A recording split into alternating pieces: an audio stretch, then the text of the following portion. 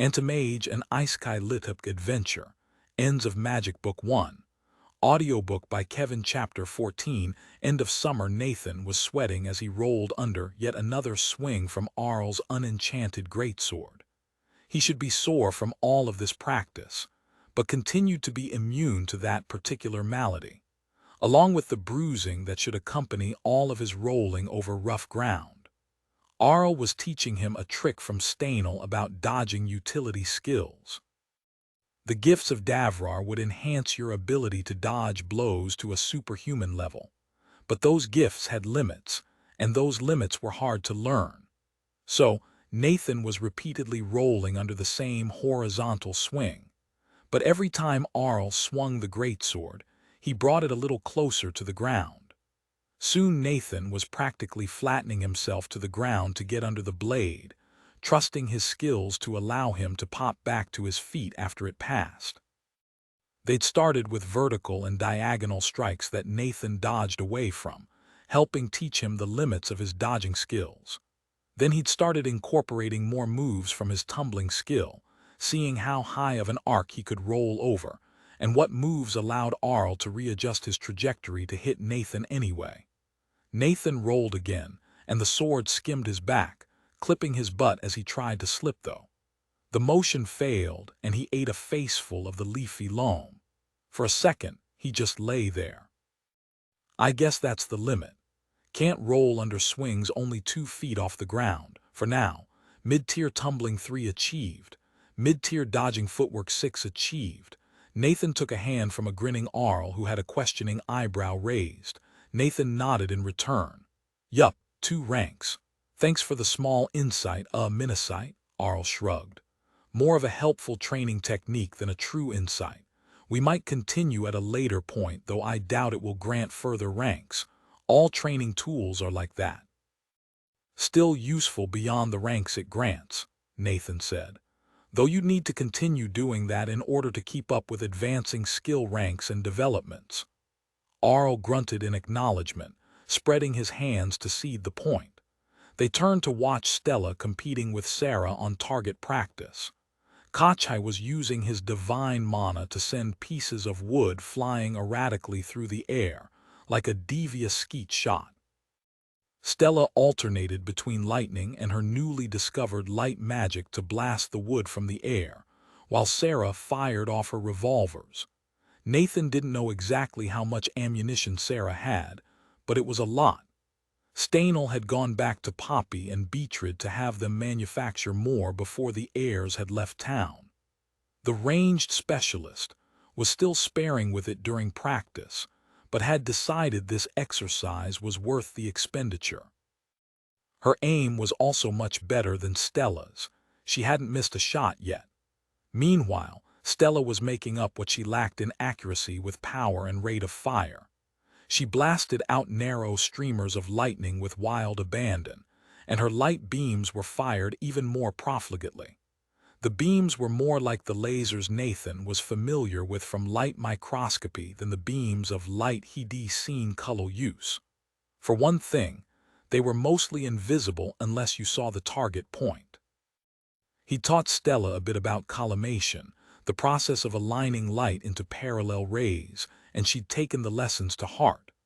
I'm actually kind of terrified of what she could do with a beam of collimated gamma in the future. She'll need to learn how to aim, though. Probably will need to build more spellwork around it, and I don't know how to help with that. But she'll figure it out.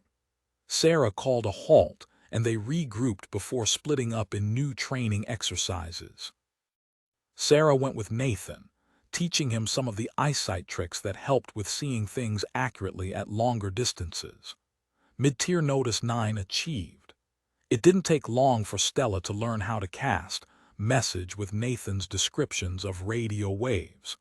She was having trouble generating shorter wavelengths of light, and had held off experimenting with them too much given the demonstrated danger of even long-wave ultraviolet light. However, she could generate longer wavelengths of light fairly easily by just lowering the energy. Combining her own lessons on message with Nathan's instructions for modulating the intensity of a signal of set frequency, She'd quickly learned the spell and started communicating with Gemor. Her first message had been to her parents, and she'd winced at the response received in reply. Apparently they could tell she wasn't using air mana to cast the spell, and Dalo was not particularly pleased with that. Nathan imagined Stella's parents must have viewed him as a bit of a Pandora's box at this point, which was honestly pretty fair. Her second message had been to one of the mages who conveyed messages at the guild. She reported in and linked them to the Adventurers Guild communication network. That had been the start of the end of their little vacation in Bridgeguard. Another team was sent out to replace them, and the heirs were directed to another mission not too far away that aligned with their abilities. Some kind of magical anomaly was plaguing the terrain around the village of Farfield, limiting the extent to which the farmers could tend their crops. They didn't have a lot of details given that the report was delivered by villagers who'd been running away from scintillating patterns of color. The strange phenomenon apparently gave off terrifying sounds, levitated random objects, and left troughs gouged from the terrain. A few villagers had been caught in the chaos, and there'd been no trace of them afterwards. Some of them had been hunters used to dealing with the monsters of the forest, but the only thing left behind were rough furrows in vaguely arcane patterns. It sounded a lot like another weird magical occurrence similar to the book, some kind of ancient magical construct gone haywire, or a strange magic-using monster. It seemed perfectly suited to Nathan's specific talent. The heirs had one last dinner of roasted fish seasoned with forest herbs before bidding goodbye to the people they'd come to know in Bridgeguard. Nathan found himself missing the sleepy little place already. Arl seemed especially sad to go, giving several girls heartfelt goodbyes. The next morning they departed, heading back east towards Gemor. They'd spend the night at Firewatch, then go north to Riverbank. Past that was their target, the village of Farfield. The route was familiar, the reverse of the one they'd taken. Not far out, they met the team that was coming to replace them in guarding the bridge. They were called the Blades of Steel, a generally older team of seasoned warriors who'd lasted through a decade of solid adventuring. 4 of them were competent with both blade and bow, and were viewed as a stolid presence who would stand firm in the face of any reasonable foe. The one exception to their age and experience was a recent graduate from the Tower of Trickery, a foxfolk girl named Sunny who couldn't have been older than 18. She'd been part of the trainee program but hadn't had a team. Instead, she joined an existing team to provide magical support and message capability. Sunny looked cowed by her towering teammates, but Nathan got the impression that the seasoned and scarred veterans were extremely protective of the small mage in their midst. It was pretty cute, like seeing a kitten guarded by giant wolfhounds. The leader, a grizzled man named Armin, greeted the heirs politely. He asked after any details of Bridgeguard and the Agman legionaries that hadn't made it into messages. Kachai gave a quick but detailed summary of the significant events, describing the size and composition of the Agman force, adding that they were certain those troops had retreated by this point. Armin thanked them for the information and bid the heirs a quiet goodbye before both teams passed on to their respective destinations. Nathan waited until the Blades of Steel were several hundred feet away, then asked, "Did they seem impressed by us?" Arl gave him a crooked grin. "Our deeds fly before us." Sarah's smile mirrored her brother's. Time to add to the ledgers, no matter what awaits in Farfield. They bypassed the village of Tenby, planning to stay the night in Firewatch. It was a long hike, but all of the heirs were more than capable of it. They weren't even carrying a lot of weight, though Nathan knew that everybody besides him had the contents of an armory, a grocery and a tailor stashed in assorted dimensional storage spaces. The trip passed quickly, and they spent the time talking about class builds and further plans. While the heirs hadn't been hiding things from each other, there was a new air of openness about the conversation. They'd all loosened their grips on the secrets they held, details of their skills and plans for their builds. Nathan ended up describing airplanes, though he admitted he didn't have many special insights into how they worked beyond some obvious ones about pressure differentials between the top and bottom of the wings. Stella was still fascinated, clearly making mental notes for when she eventually attempted the flight spell. Sarah was spellbound by Nathan's description of fighter planes. The other thing Stella was doing was practicing spells. With a variety of new mana types at her disposal, she was testing out small combinations of light, lightning, and fire. Occasionally, she would turn to Nathan with a barrage of questions about the natural world. The heirs speculated on the nature of the threat they faced in Farfield. It seemed like another ambiguous magical phenomenon best solved by the genius plan of throw Nathan at it and back him up if he needs it. The bigger problem was how to find the magical anomaly, since it had been cropping up in seemingly random places in the fields outside of town. Their best plan might just be to remain ready to spring into action if it was sighted. Firewatch was a bigger town than Bridgeguard. Its buildings dug surprisingly deep into the cinder cone it was situated on. There were clearly tunnels and caves that led further into the crumbly, black rock. They didn't look dug by human hands, but like something an ant would dig. Is this a cinder cone or an old ant hill? Nathan shivered slightly. He didn't want to meet those ants anytime soon. The adventurer quarters were also larger, though the heirs were the only ones here. Unlike their time in Bridgeguard, nobody paid them much attention beyond providing them with food and basic amenities. Now that Stella had message, they were likely to spend a lot more time in the field, bouncing from village to village and solving problems. There was a good chance they'd be sent to deal with weird magic more often, if it was where they demonstrated proficiency. Nobody was particularly sad that they probably wouldn't be doing more patrols in the future. Nathan meditated quietly before bed, calming himself of the anxiety that surrounded their changing circumstances. Tomorrow they might be fighting a mysterious new enemy. Just in case, Nathan reviewed his packaged insight on regeneration. It seemed ready to go, but just in case, Nathan went over the high-level details of the information again. It started with a central idea: protein expression. Every cell in the body could express any protein in the genome, but most didn't.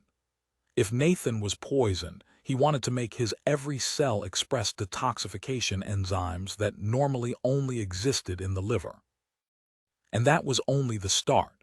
He wanted general control of subcellular behavior, filament formation, metabolism, organelle turnover. With the control of those levers and the knowledge he had, Nathan would be able to do a lot of things, ranging from improving oxygen transfer to increasing muscle power to, well, man, writing that review paper for the causes of aging sucked, but I'm glad I did it now. The next morning, the heirs woke early and hastened northwards to the town of Riverbank. It wasn't too far away, and they made good time. Riverbank wasn't on the edge of the Drakefish River like Bridgeguard, but instead sat on the smaller tributary that flowed through Gemmoor, the one the heirs needed to cross to get to Farfield. It was a small town that was built on a moderately sized island a little ways into the river. The island had steep stone banks on all sides, looking like a fort surrounded by a wide and quickly flowing moat. The town was made of the same brown stone as the island's banks, but didn't occupy the whole footprint of the island. Almost 2/3 of the island consisted of active fields, growing vegetables and some crops. A smooth stone bridge of 4 arches connected the town to the southern shore, where the heirs stood. The bridge was clearly a recent project, reminding Nathan of the newer stonework he'd seen in Gemmoor. There was a gatehouse in the middle, and 2 sections of the bridge were joined only by a lowered drawbridge. But the heirs weren't here to sightsee. They were here to cross the river.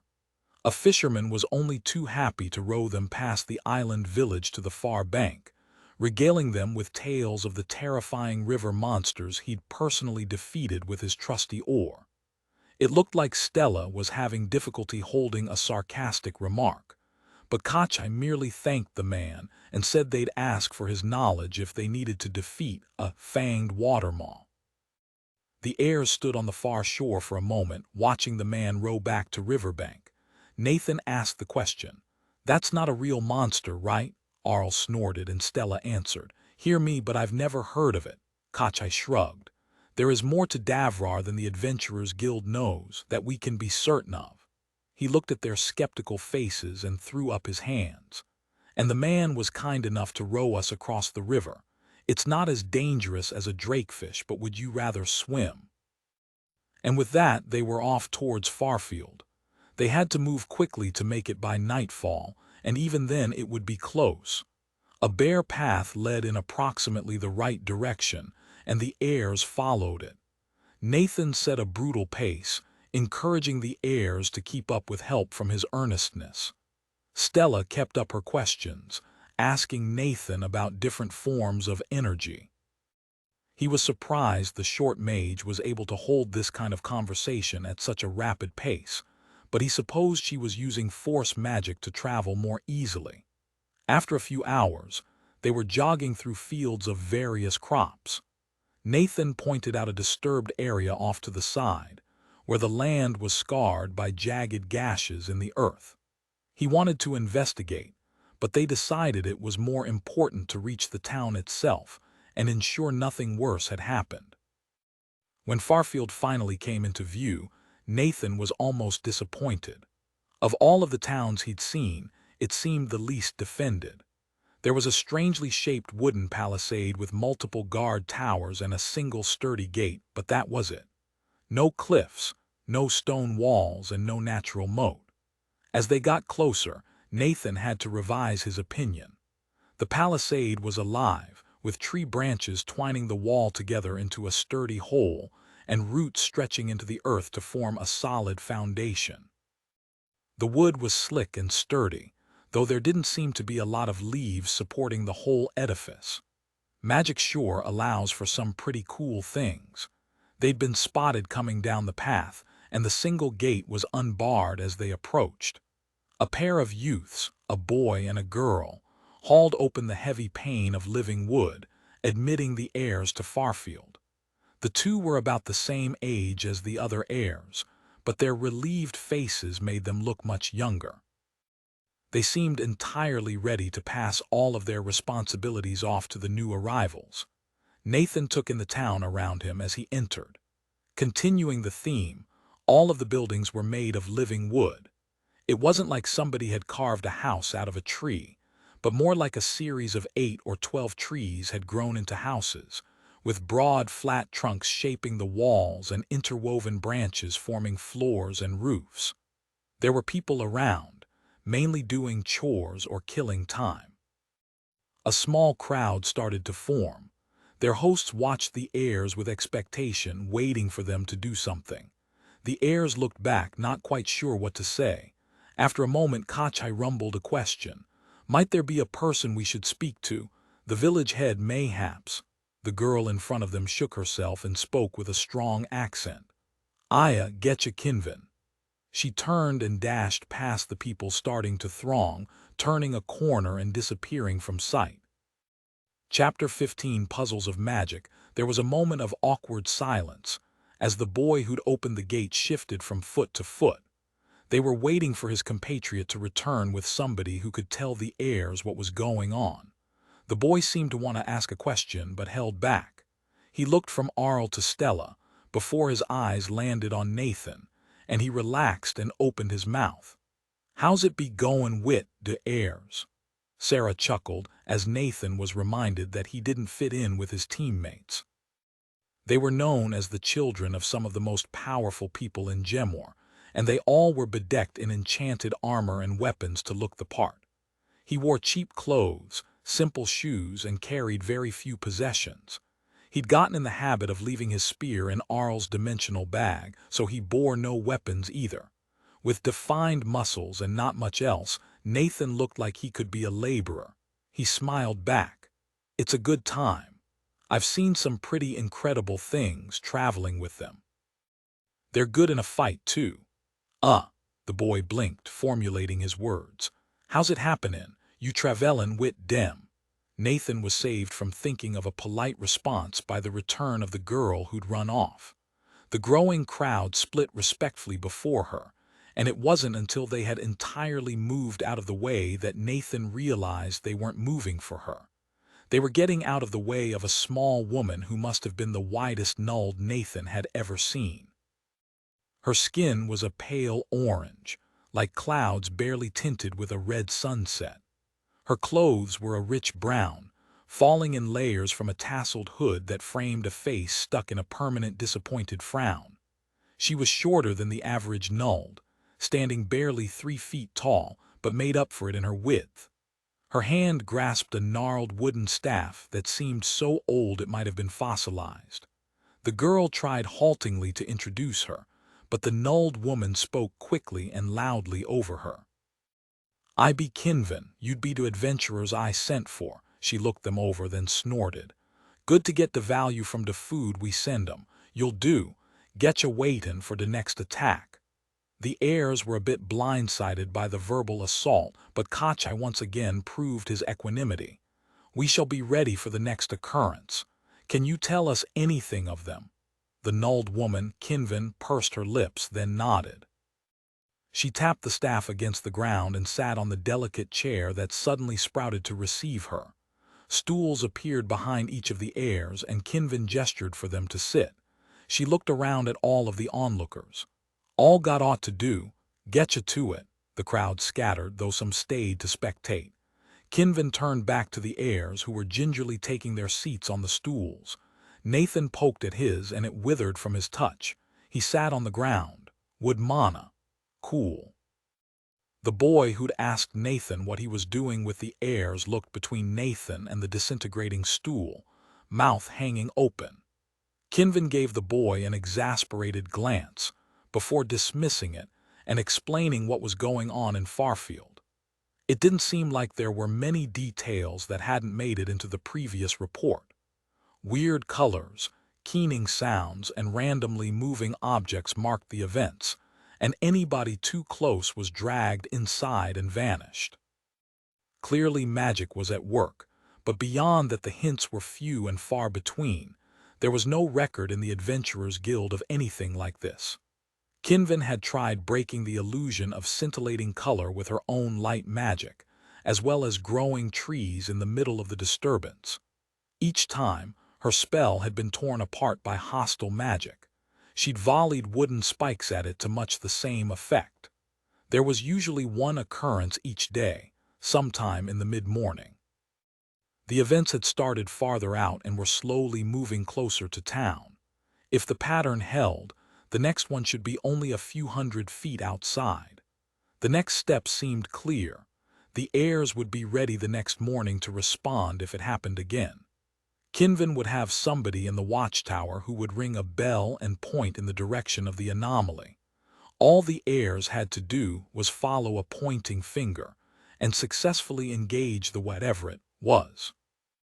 They didn't discuss specifics with others watching, just nodding and agreeing with Kinvin's strongly suggested plan of burning it to a crisp with that Caxal magic. Later that evening, they talked about the plan in quiet voices. Plan A was still the Flying Nathan special, while other contingencies depended on what happened after that. If Nathan couldn't deal with the problem, they would either retreat and let Stella and Sarah barrage from afar, or close the distance to allow Koch and Arl to deliver damage at close range. Or both. The problem was that they didn't know much and only had second-hand accounts to go off. Nathan and Stella both had abilities that could discern the details of hostile magic, and they planned to evaluate what was going on as quickly as possible. But there was only so much they could do to prepare. As Arl summed it up, "We'll give the waking giant a look, then probably throw Nathan at the problem. It doesn't grab people who are too far away, but it can move towards them. We'll need to react quick and think quicker." Nathan agreed. "That's the goal. learning how to react properly to unanticipated events. Another nugget of wisdom from the art of war: when all else fails, retreat. We need to be ready to run away and come back later. If it's truly beyond us, we can evacuate the town and protect the villagers while we call in heavier firepower. That's always a contingency to keep in mind. The heirs all nodded solemnly, and they spent some more time discussing other potential plans before retiring for the evening. Nathan found himself calmer than the previous day. Jitters had given way to confidence, and meditation only made him feel more certain that they could handle whatever happened tomorrow. Breakfast was a sedate affair of vegetable soup. It was rather heavily spiced, but the heirs drank it down all the same, poised to leap into action should the alarm sound. But nothing happened. The heirs camped out underneath the watchtower, sitting around and talking about small things. They still had a sparse audience for much of the day, with various kids and farmers loitering around. They weren't necessarily there to watch the heirs, but more because they expected action and didn't want to miss it. A few hours later, right before Nathan was about to suggest lunch, the bell rang. Nathan looked up and shaded his eyes against the sun. The hunter in the tower was pointing directly towards the front gate. Right beyond the gates. The delay didn't slow the heirs' reactions, and they took off. Beyond the walls they could hear a cacophonous wailing, like the sound of a dozen bagpipers walking across hot coals. The gates were closed, but Nathan made quick work of it, throwing off the bar and yanking both panels of wood aside. He led the way out of town, and the magic was immediately obvious. An oblong bubble of pearlescent light rested on the ground about 200 feet away. Waves of color rippled through it from various points. Rocks and fence posts hovered in the air around it, orbiting with an eerie smoothness and occasionally jerking to new locations. Nathan blinked at the image before him. It was just so magic. Like what he'd describe if somebody asked him to imagine a weird magical anomaly. And looking closer, nothing was coordinated. The colors didn't correspond to the sound, and the orbiting objects didn't move on their own. Nathan focused past the illusion, and his unease grew. As far as he could tell, there was nothing there except for the magic. Nathan, Stella, commentary. Kochai was keeping the heirs grouped up, ready to run back to the gates if anything especially weird should happen. Stella sounded intimidated. There's light, dream, darkness, gravity, force, and sound mono in there. It's like a half-dozen different spells in the same space. Nathan looked around for more details. The thing in front of him felt like a distraction, an obvious one whose purpose was to draw attention away from something else. Mid-tier identify 8 achieved. Yup. Distraction. Time to look for the thing it's supposed to be distracting us from. His eyes settled on a faint patch of hazy air occupying an innocuous gap between the crops. It was about 100 feet to the side of a direct path between the heirs and the magical anomaly, and would be behind them if they went straight for the magical construct that was supposed to draw their attention. Mid-tier notice 10 achieved. Congratulations, you have maxed out this utility skill. It cannot be improved any further. You must achieve insight into this skill to develop it to high tier. That looks like an invisibility spell. A good one, too. He turned back and fixed the rest of the heirs with an intent gaze, signaling for their attention while keeping his voice low. Something invisible at 10:00 between the vegetable patches. Let's pretend we don't see it and head towards the anomaly, but circle towards it. I'll lead, and when we get close I'll stomp my left foot and charge the invisibility spell. He got a series of firm nods in reply. Only a few seconds had passed once Nathan turned around again. The scintillating orb of color had grown a little brighter and larger, as if displeased he'd turned his back on it, however momentarily. Nathan kept his eyes and body language fixed on what he was convinced was a distraction as the heirs cautiously moved forward. He left the path and stalked through the low vegetable patches, acting like he was trying to hide from the orb and circle closer to it through the cover of the he broke free of the garden, and stood in the clear space between the patches. The magical bubble of light and sound was still some distance in front of him, but just 40 feet to his left was the bubble of invisibility. Nathan waited for the rest of the heirs to file out of the rows of vegetables. Then he stomped his left foot and spun to charge. The heirs spun with him. Stella's hands sparked with electricity. Sarah's guns came up, waiting for a target. Arl ran beside Nathan, and Kachai was just a step behind. A command snapped out as the heirs refocused. Now, multiple voices spoke their spells aloud, in a style of spellcasting Nathan hadn't heard since he'd fought the enslavement mages of Giant's Rest. Mass daze, sleeping fog, wind gust. Aimed force launch, a dozen needles flew towards Nathan as Stella's lightning struck the haze in the air. The invisibility spell shattered, revealing mages in the colored robes of Giant's Rest.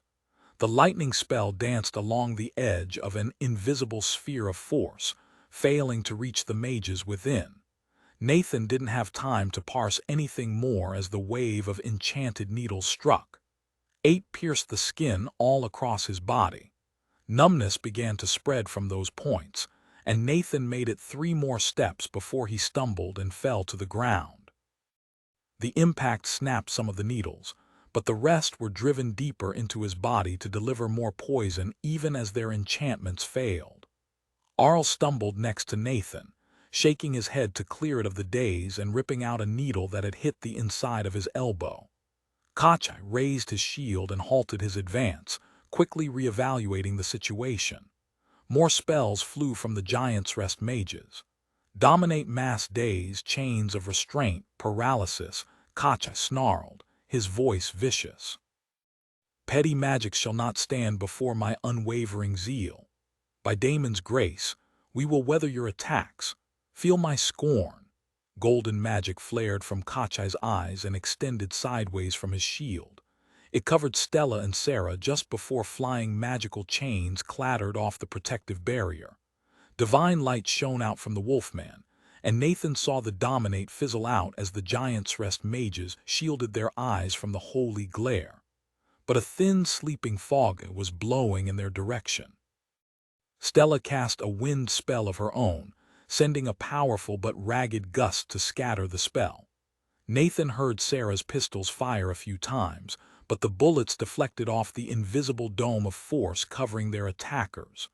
Nathan battled against his rage and his desire to help his friends. Rationally, he knew that his muscles were frozen by the paralytic poison.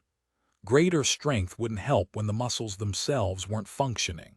He very intentionally did not panic, thinking of solutions.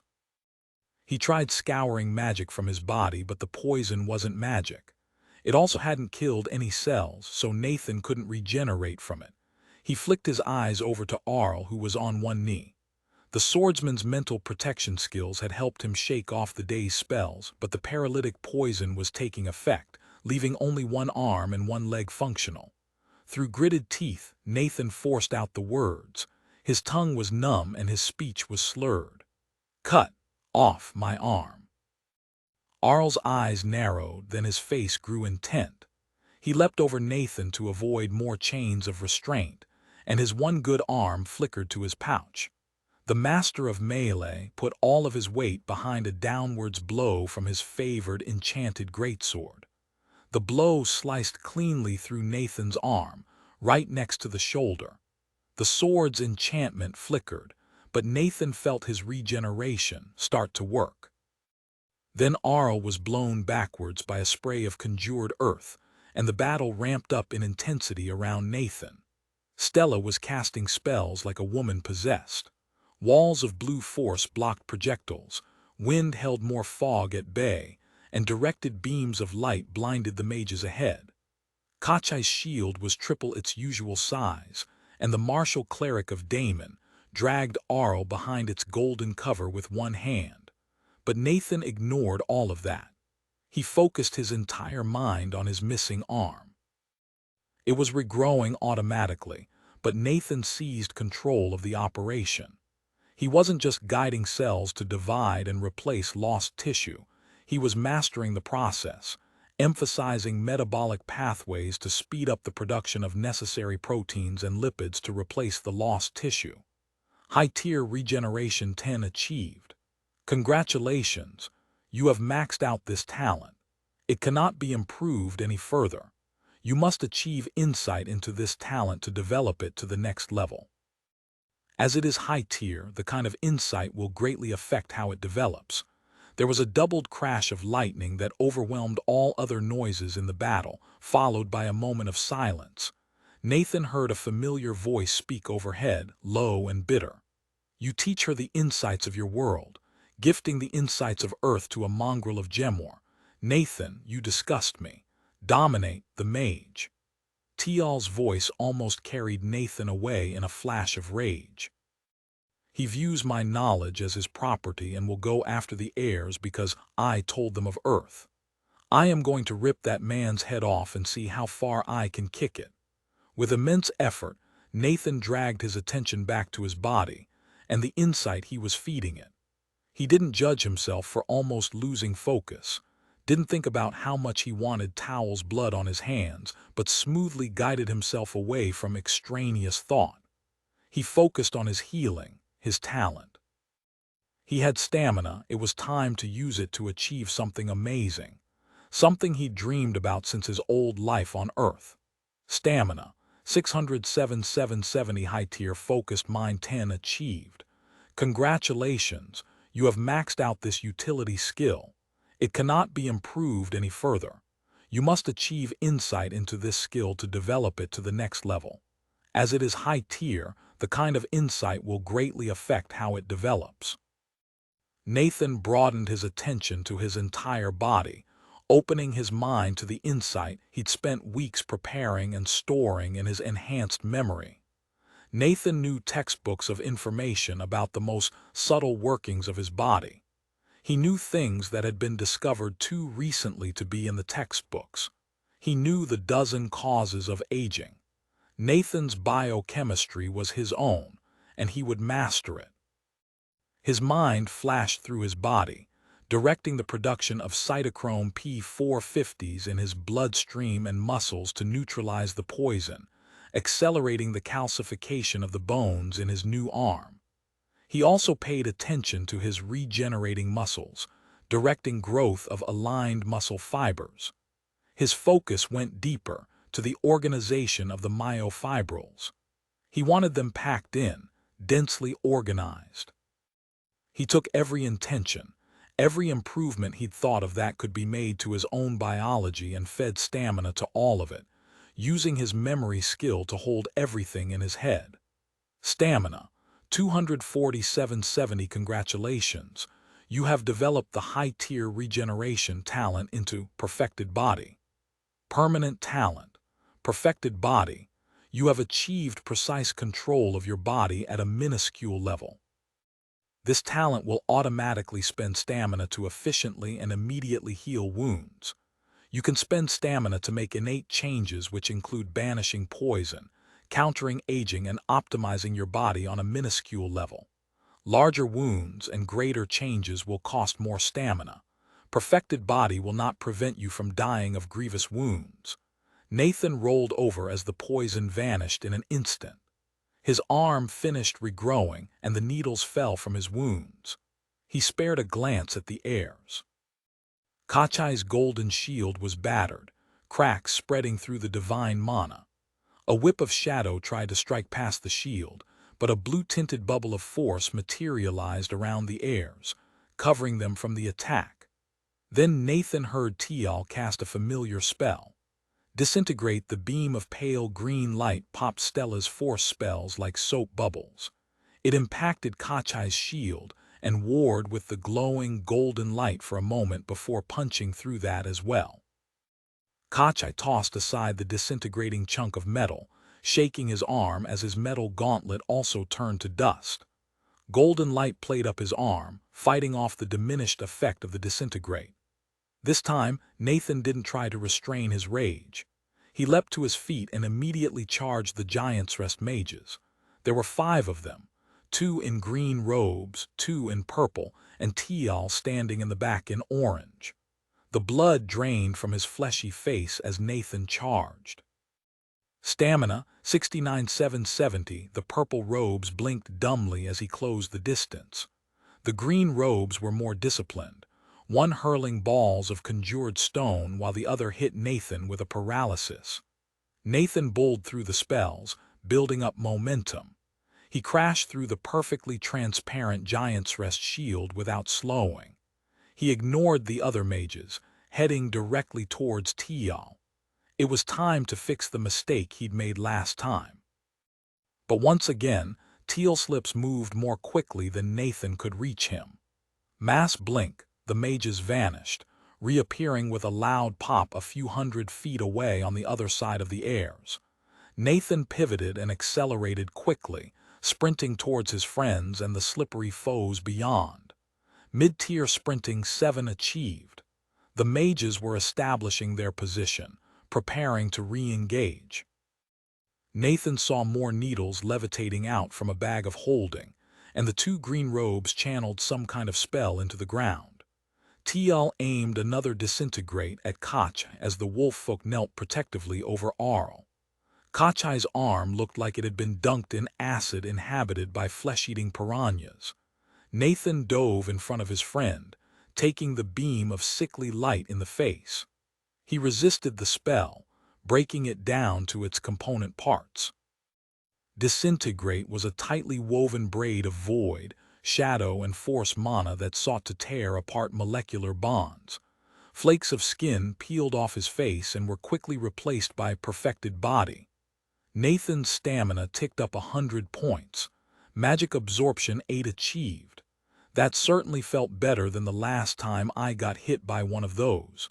He's definitely not trying to capture us anymore. At least not Kochai. Nathan got to his feet and was just about to resume his headlong dash towards the hated foe. His rage was pushing him to keep running, to not spare a moment until Tial's brain matter decorated his fists.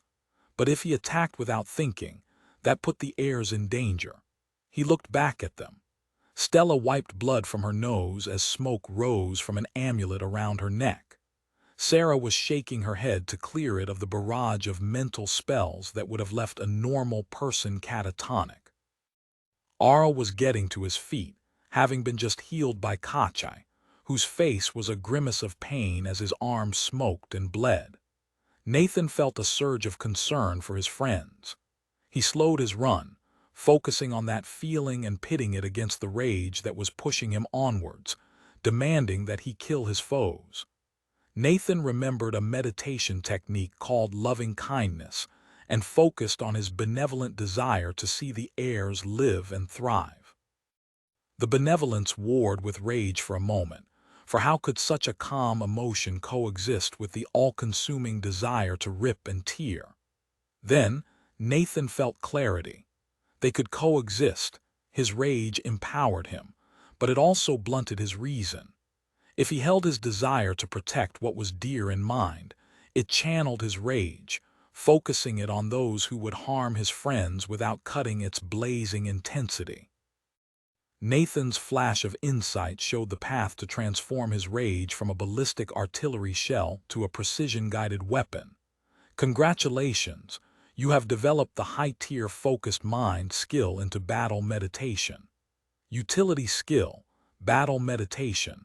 This skill will allow you to remain focused and undistracted in the harshest of conditions.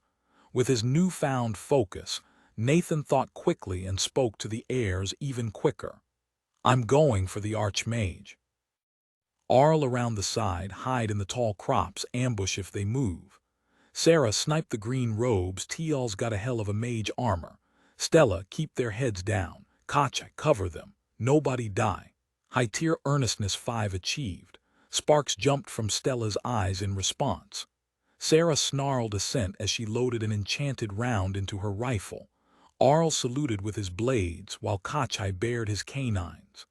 Chapter 16, A grudge to rest. The heirs stared across the field at the Giant's Rest mages. The distraction spells had faded and the ambush had failed. Now it was just 100 feet of crops separating the two groups of 5. On one side, Nathan and the other heir stood. They were bloody and battered, having come out badly from round 1. But they were resolute, and now they had a plan. Standing opposite were Tial and 4 other mages. They were unharmed and powerful magic glimmered at their fingertips. But despite appearing to have the upper hand, their stances were uncertain as Nathan stalked towards them. I have built myself to kill mages. It's time to test that out. The pair of green-robed mages finished their spell, and the ground in front of them cracked open into a wide crevasse. A pit opened up, 30 feet across and 100 wide, separating Tial's group from the heirs. Nathan saw Tial smile across the field as the archmage inspected the array of floating needles the 2 purple-robed mages were marshalling into place. Nathan murmured out of the corner of his mouth, "Stella, I need a jump assist, as close to the crevasse as you can manage." There was a grunt of assertion from behind him, then Nathan charged once more. He ran straight at the crevasse, trusting his team to handle their roles. The 2 purple robes were marshalling another storm of poison needles, while the 2 green robes re-established the sturdy dome of force. Fat lot of good that will do. Nathan picked up speed, hurtling over the ground on a straight line towards his foes. One of the purple-robed mages held the cloud of needles aloft, while the other aimed the projectiles at Nathan. Tial cast a spell that Nathan couldn't hear, and his senses cut out.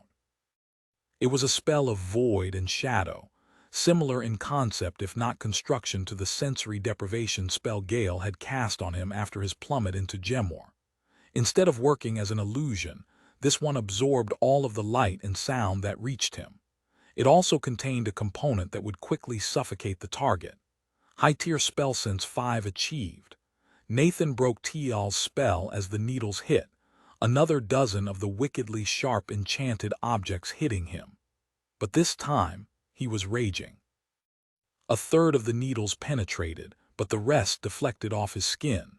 One sunk into Nathan's right eye, scraping against the back of his eye socket before he yanked it out. Each point of impact briefly became numb before a moment of focus banished the poison, and the needles were pushed out of his body. A rock a couple feet wide vibrated ahead of him.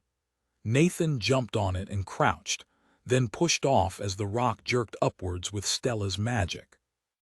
He soared into the air once more, propelled by the same trick they'd used so often.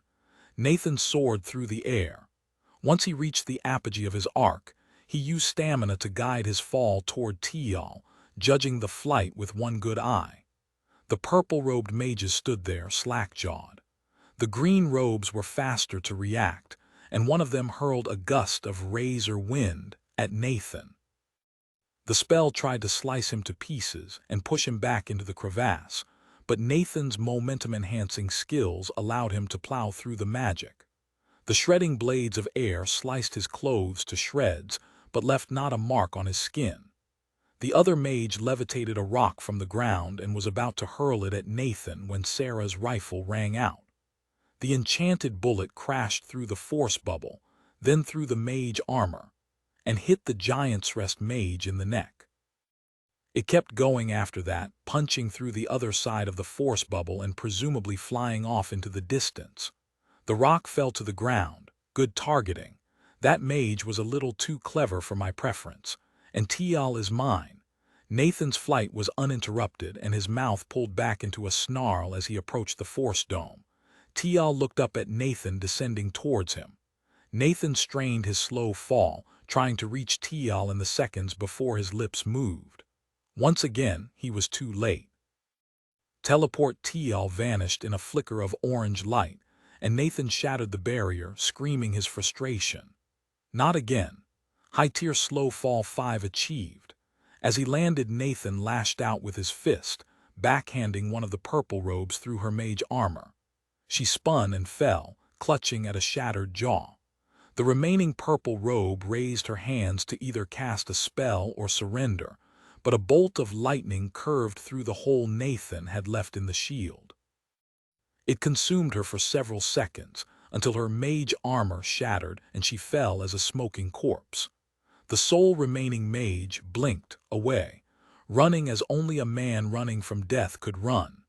Nathan's right eye finished healing as he stalked after the fleeing mage, plotting routes to cut off the man's path. Then his quarry dove into the tall crops and was blown back out by Arl's lightning blade. The strike blew out a good portion of his abdomen, and the corpse tumbled into the crevasse, leaving a bloody splotch on the ground. Nathan looked around for a moment, trying to spot if Tial had reappeared nearby.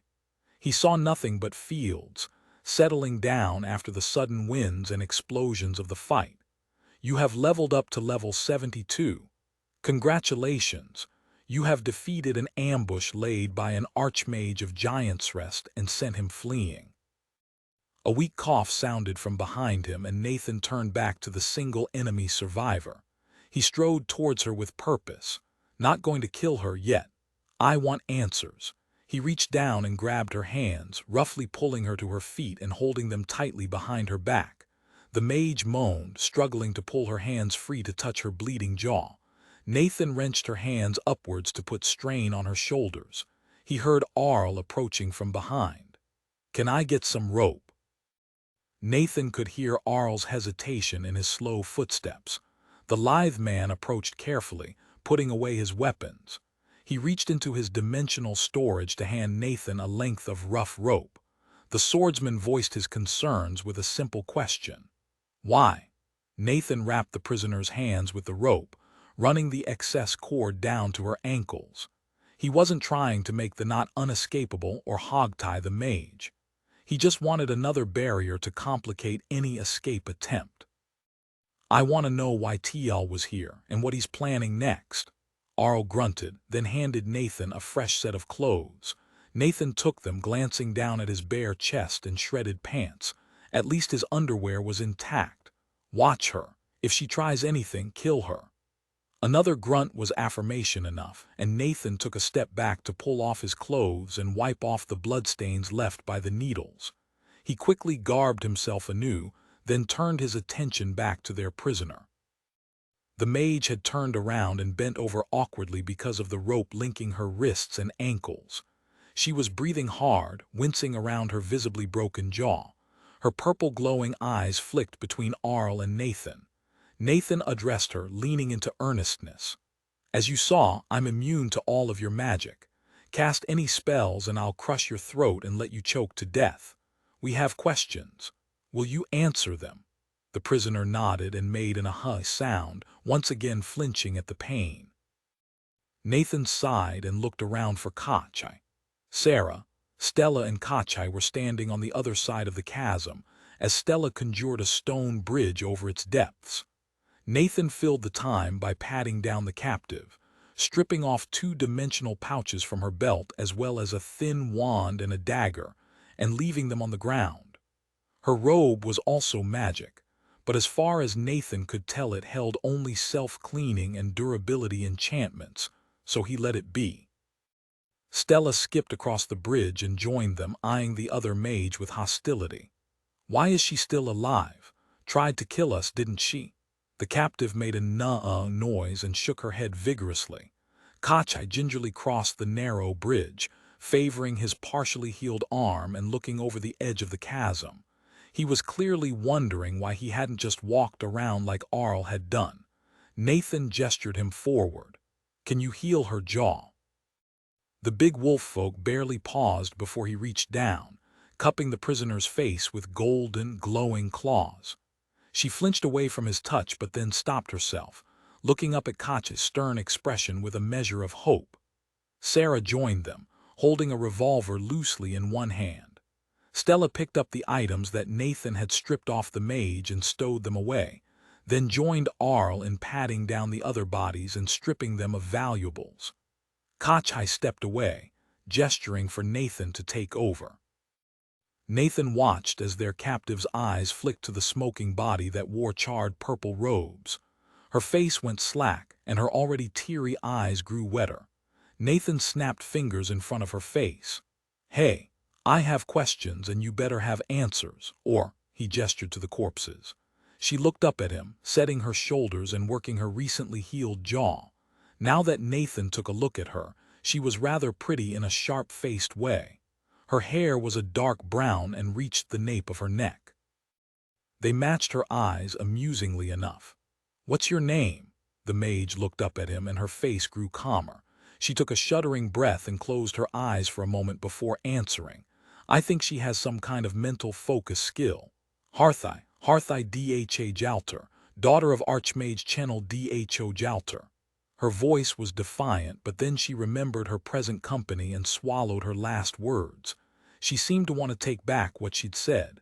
Nathan nodded, pursing his lips. "Tell us about how you came to be here.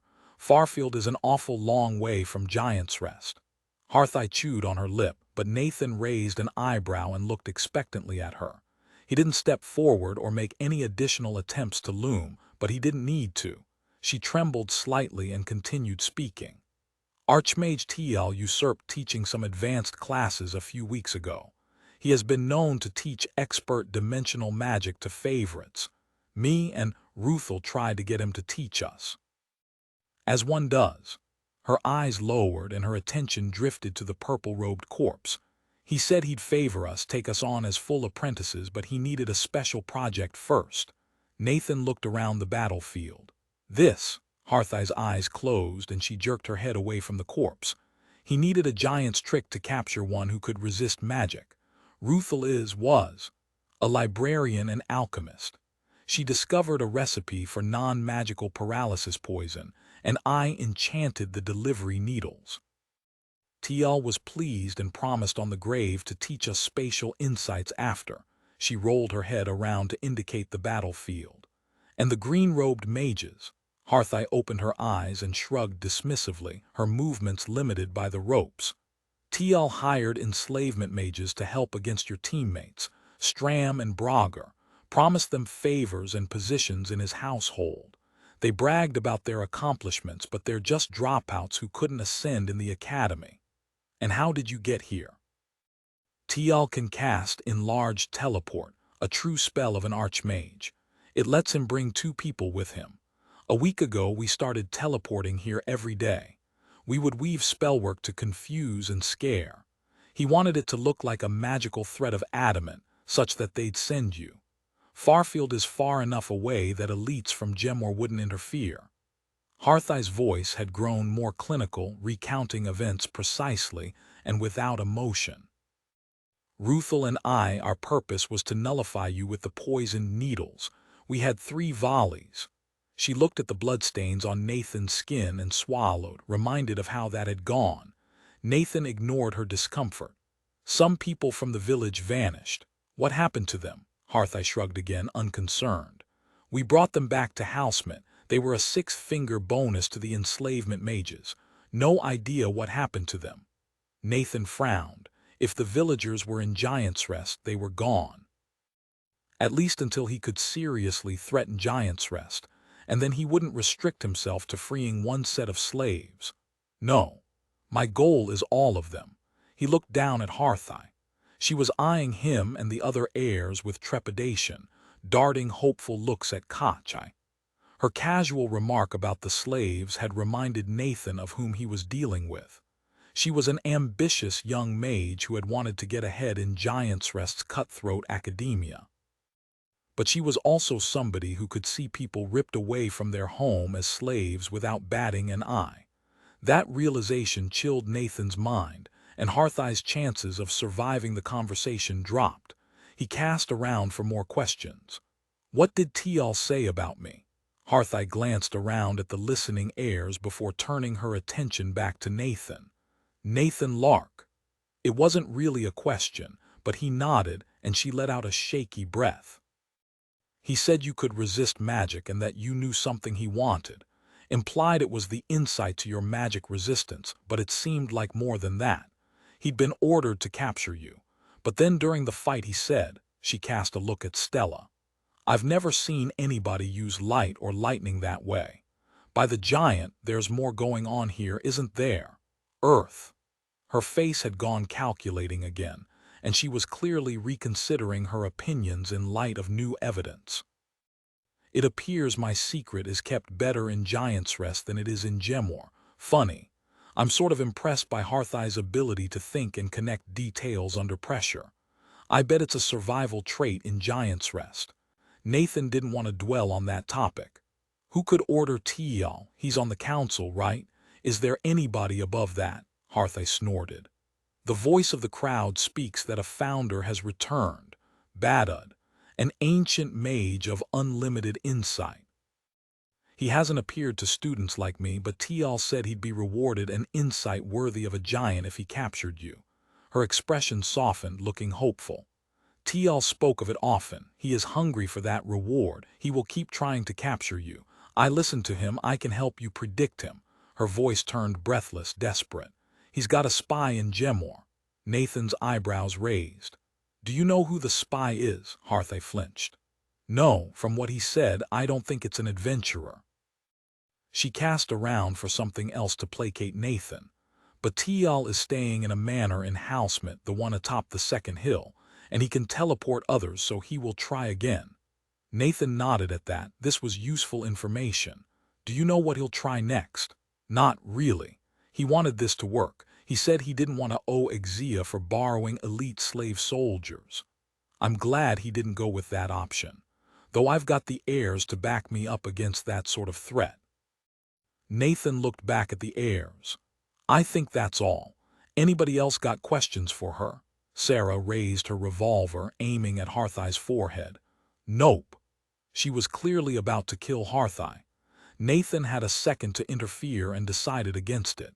He hadn't made any promises, he didn't see a good way to keep her prisoner, and he remembered that she just tried to capture him and his friends for chattel slavery. Kachai was the one who placed a hand on Sarah's gun, pushing it gently aside as he addressed Harthai. Tell me, what path do you see for yourself from this point forward? Oh, you have to be kidding me. Harthai was breathing quickly, shivering at her near-death experience as her eyes darted between Sarah's gun and Kachai's face. She licked her lips nervously, looking at the heirs and calculating her odds. Then Harthai's shoulders slumped and she addressed the ground. I would ask to go to Gemor, whatever may befall me there. I can enchant or whatever is needed. She shivered and Nathan couldn't tell what she was imagining. But I don't want to die, she said in a small, quiet voice. Kachai seemed to expect no other response, and his upraised hand pointed to Stella. Ask the guild if they want a captive student of Giant's Rest, cooperative and knowledgeable of recent workings of the academy, skilled in enchantment. Direct the message to Sudriel's immediate attention. Sarah threw up her hands. What you want is no mystery. Stella just shrugged and cast message. Kachai ignored Sarah, keeping his attention on Harthai. I know Giant's Rest does not put much stock in oaths, that you view them as cheap tricks easily escaped with mental magic. Still, I would ask you to swear an oath to us. Swear to me, on your class and your magic, to not cast a spell or harm any of those present in any way. Forswear yourself from the academy and swear to never return or provide aid to Giant's Rest. Harthai nodded quickly, grasping the lifeline the cleric had thrown her. She stood up as straight as she could and stared into Kachai's eyes, repeating the vow he'd suggested back. I swear on my class and my magic that I will not cast a spell on any of those present or harm them in any way. I forswear myself from the academy and swear to never provide aid or return to Giant's Rest. Kachai rumbled, his thin lips curving up. Know that this oath means you may not cast magic on yourself. I may free you from this oath in time, but even casting mage armor would break your word to me and to Davrar. A message to any of Giant's Rest would do the same. Their prisoner's eyes widened, taking in the meaning of the oath she'd just sworn. I remember that oaths made under duress are less effective. I wonder if Harthai knows that. This seems like a terrible idea. Stella spoke up in a light, almost sing-song voice. To repeat prophecy, Sudriel wants her. We've been directed to return to Gemor with the prisoner. Arl chimed in from the side. It's time to get back anyway. He shot a meaningful look at Sarah. "I'm ready for my level 81 development." Sarah grinned back lopsidedly. "So am I. High-level enslavement mages give good levels, eh?" Thank you for listening to the story on KevinAudio.com, Chapter 17, Ethics of Captivity. They bid goodbye to Kinvin and the people of Farfield. The Wide-Nulled wasn't particularly thankful for their assistance and demanded that Stella close the crevasse in her fields before they left. Stella grumbled about it, but she flipped open a spellbook and started working on the wide pit in the ground. She complained vociferously about never wanting to work on permanent earth constructions. She didn't want to build houses, she wanted to blow them up. While they waited for Stella to work her magic, Nathan took Kachi aside. They left Sarah and Arl in charge of Harthai. Their prisoner was still jumpy and upset, but she was remarkably functional after being captured and coming within a hair's breadth of execution. She followed Kachi with her eyes while trying her best not to meet Sarah's gaze. After they got out of earshot, Nathan turned to face his friend, trying to figure out how to explain his conflict. Nathan had been preparing himself to kill another person for months now. He'd fanned the embers of his rage, telling himself that mind mages did not deserve to live. And now there was one here, and Kachi was protecting her. Nathan had struggled with his anger in the moments after Kachi had found a way for them to spare Harthai's life. Luckily, his newly developed battle meditation made anger management easier than ever. So instead of shouting at his friend, Nathan made a simple statement, starting with an easier issue. "It's a risk leaving her alive, much less traveling with her." Kachi gazed calmly back, eyes placid over his muzzle. "It is, but it is not a great risk. Harthai has abandoned Giant's Rest for the snake pit it is and looks to a future in Gemor. She can make a life there if only we give her a chance." "Does she have a future in Gemor? I cannot imagine people accepting her. Some adventurer will cut off her head within a week." Giant's Rest mages have joined Gemor before by desertion and capture, and she is an enchanter. I can only give her a chance. Her past will be her own nemesis to slay. Nathan tensed. "I almost killed her during the fight. Would it have been wrong then? Should we have tried to capture the other student? What about the enslavement mages?" Kachi turned and looked at the battleground where Stella labored over the crevasse. "At the moment I am a follower of Daemon, god of righteous battle. In time, I will carve out my own piece of the divine to shape how I will. To achieve that, I must first learn the truth of the divine in body and mind. In battle one must vanquish their foe. So long as the fight is righteous, that follows the path of Daemon. After the battle is done, it is no longer righteous to kill a surrendered enemy. This is not just a teaching of my God but my own belief, the path I will follow." He turned back to Nathan. "We can turn her from the path of a Giant's Rest mage. Her life has been spent cloistered in the academy. We can choose to give her the chance to choose, to live a better life. Is her life, her potential, worth so little?" Nathan closed his eyes. He agreed with Kachi. Each person was a story.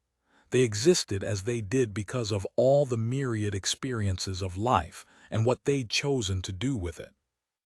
Every person deserved to be treated with respect and dignity. But the mind mages of Giant's Rest trod all over that principle. They crushed people underneath them, dismissed the fact that their slaves had hopes and desires of their own, and used them like objects. So Nathan had decided that those mages had sacrificed the right to be treated with dignity, like people. It was how he reconciled himself with his plans. "After all, if I'm going to bring down Giant's Rest, I'm going to need to kill a lot of mages to do it." When Nathan opened his eyes, he had one last question that he asked in a soft voice. "But what about everybody she hurt? The slaves who were crushed beneath her? What of their justice?" Kachi smiled gently, the expression oddly natural on his elongated canine face. "What is greater justice? That she should die for her past crimes, assumed as they are, or live and contribute to freeing the slaves of Giant's Rest who need help. Nathan nodded his acceptance, somewhat resigned. He didn't fully agree with Koch, but he wouldn't push the issue of Harthai any further. From what he'd heard, he guessed that sparing Harthai and helping her change into someone better was part of an insight for his friend, and not a small one. They turned to walk back to the other heirs. I know one thing now. I won't hesitate to kill like I did with Tial back in his mage tower. I am capable of looking somebody in the eyes and deciding to kill them when I think it needs to be done. It took almost an hour for Stella to work out the magic that would let her undo the damage to the fields that the enslavement mages had wreaked in barely a minute. She didn't do much more than jam the pit closed, leaving an expanse of turned earth and ruined crops. But it was crossable now and could be replowed and resown. Kinvin grumbled about the state of her fields, but the heirs left Farfield with packages of rolls filled with sweet syrup. They mostly walked in silence, their normal banter interrupted by the presence of their new guest. Nathan wanted to ask about Sarah and Arl's level 81 development options, but that was a bad idea given the extra ears present. They'd removed the ankle bindings and tied Harthai's hands in front of her, so she wasn't hobbling along anymore. Nathan was a bit disconcerted by the visual reminder of the people of Pilrite and Hedi helped rescue from the slave raid so long ago. Eventually, Harthai broke the silence, speaking to Stella. How did you create the wonder of that lightning? Archmage Exia gave a demonstration of lightning magic once, but yours curved. It was unlike any I've ever heard of or read about. She shook her head in wonder, worthy of a giant's praise. Stella was smiling, basking in the compliment. Harthai continued, and the light, some part of it went through the mage armor. It was, she seemed to be searching for words, as if it was closer to true light than any light magic I've seen. Your magic is rooted in the world in a way the mages of Giant's Rest cannot imagine. Nathan felt proud of himself. Those insights had come from him. He'd been able to communicate the truths of electricity and light to Stella, and she'd been able to use them in her magic. Harthai turned toward Nathan. The things you must know, the insights to be tapped. My imagination overflows with the wonders that could be made. You have no idea. I wonder what kind of bioengineering would be possible with magic. Maybe somebody with specialized enchantment knowledge. His chain of thoughts was interrupted by a caustic comment from Sarah. Bet Dragon Bones to Stalker Teeth that she's using a social manipulation skill.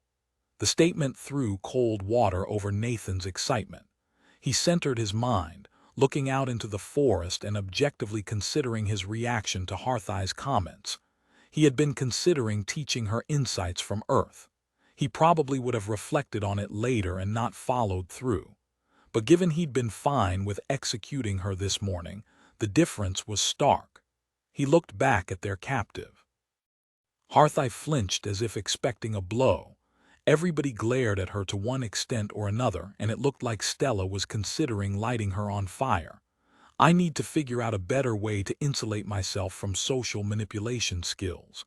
Nathan was furious, certain that Sarah was correct. What is the skill called? He wasn't asking a question. He was demanding something he already knew. Harthai shook her head and opened her mouth, then saw Nathan's expression and stance. She swallowed and spoke in a small voice. Appealing flattery, she rushed to defend herself. Everybody in Giant's Rest has one like it. I needed it in the academy. You can get yourself out of a mistake by telling a professor how clever he was for noticing what you did wrong. I'm not a duelist, so I made nice with everybody, she trailed off, seeing Arl stow a sword in his bag of holding. His expression was grim, but he looked around at the other heirs with a shrug. Flattery won't free her from this. Harthai, I'd recommend abandoning that skill. You won't get away using it again on us, and Gemor does not react well to such things. Harthai looked around for any other opinions, but the rest of the heirs were silent, nodding along with Arl's comment. After a moment, Kacha asked a question, trying to change the mood. Harthai, tell us of Giant's Rest. We know it as an enemy. Tell of it as a home. Fair enough. Know thy enemy. Harthai blinked, then said in a more natural tone, Giant's Rest is where I grew up. The Ascendant Academy, have any of you ever seen it? When they all shook her heads, she looked off into the distance, as if gazing at something that towered high into the air. It's taller than you can believe. Many towers together, stretching to the sky. Every space is sized for giants. They shouldn't stand, but by a giant's strength they do. But I didn't see it from the outside often. When I was young, I would go onto the balcony and watch it. There were always whorls of light floating around it. I told myself that's where magic happens. She waved her hand. I was raised in the Pelogi family complex with my sisters. When we turned 8, we went to the academy and were taught magic. Nathan interrupted. Your father didn't teach you, Harthai snorted. I saw my father twice when I was young and never on my own. He inspected the nursery once, checking on us. And he gave us a speech when we went off to the academy. Her mouth curled bitterly, called us investments. What about your mother? Just a slave. Harthai waved her hand dismissively as if the topic was over and done with. Nathan was a bit shocked, his mouth falling open as he parsed Harthai's last comment. She ignored him and kept going. The Ascendant Academy is where I've been since then. I was top of my fraction, selected for advanced classes.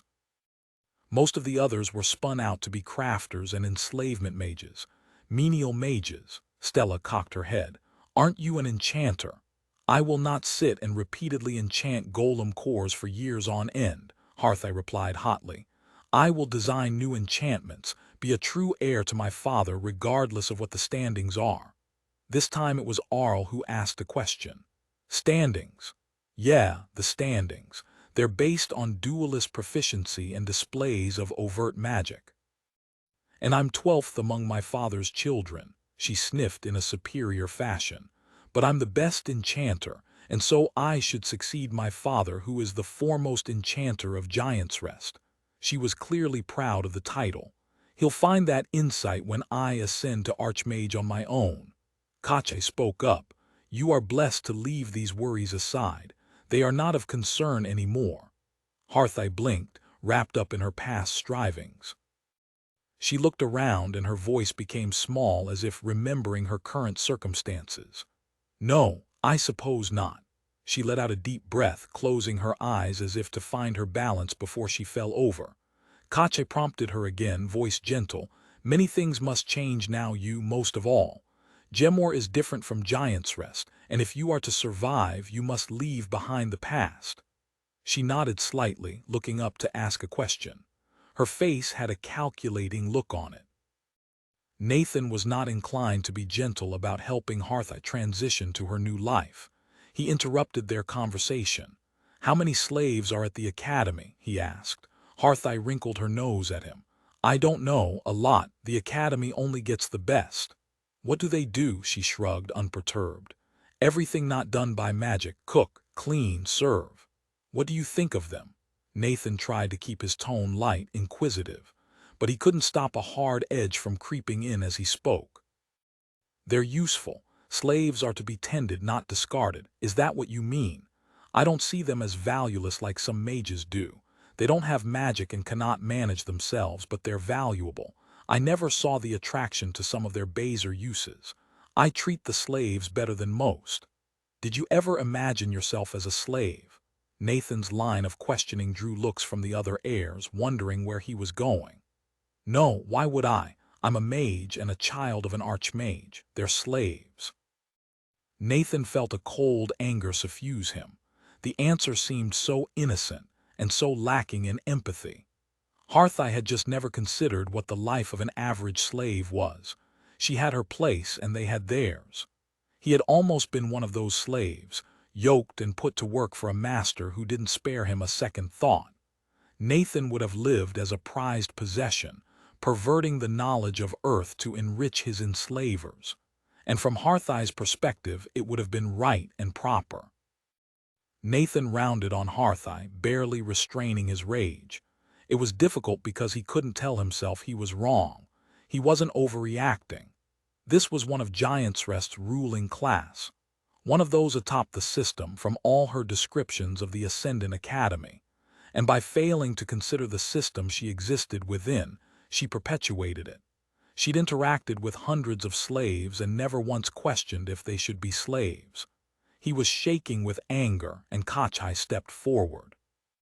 Nathan held up a hand to calm the cleric, stopping a bare foot away from Harthai. She shrunk back, her hand going to her recently broken jaw. Nathan stopped himself from yelling, but his voice was harsh and pitiless. You should consider what their lives are like. A living hell, all for your convenience. If we were more like you, you would be a slave now, to spend the rest of your life submitting to our whims, existing for our convenience, lacking any ability to act on your own desires or wishes. That is what you subjected others to. Nathan had to pause for a breath, but he continued without giving Harthai an opportunity to interrupt. But we are better, and I say that with certainty. You must change to survive in Gemor. Learn to respect all, even those you consider your lessers. Nathan spit that last word out viciously, thinking of how Tial described people like Artha.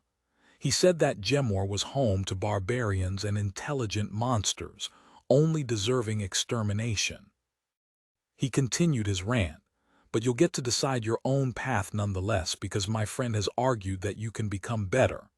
I have chosen to believe him, to hope that you don't need to be put down to protect Gemor. We won't strip you of all choice like Giants Rest would if they captured us. That kind of domination is why I fled from Tial, and why I will kill any Giants Rest mage who cannot change their ways. So this is my ultimatum. Abandon the ethos of Giants Rest, or I will kill you. High-tier earnestness 6 achieved.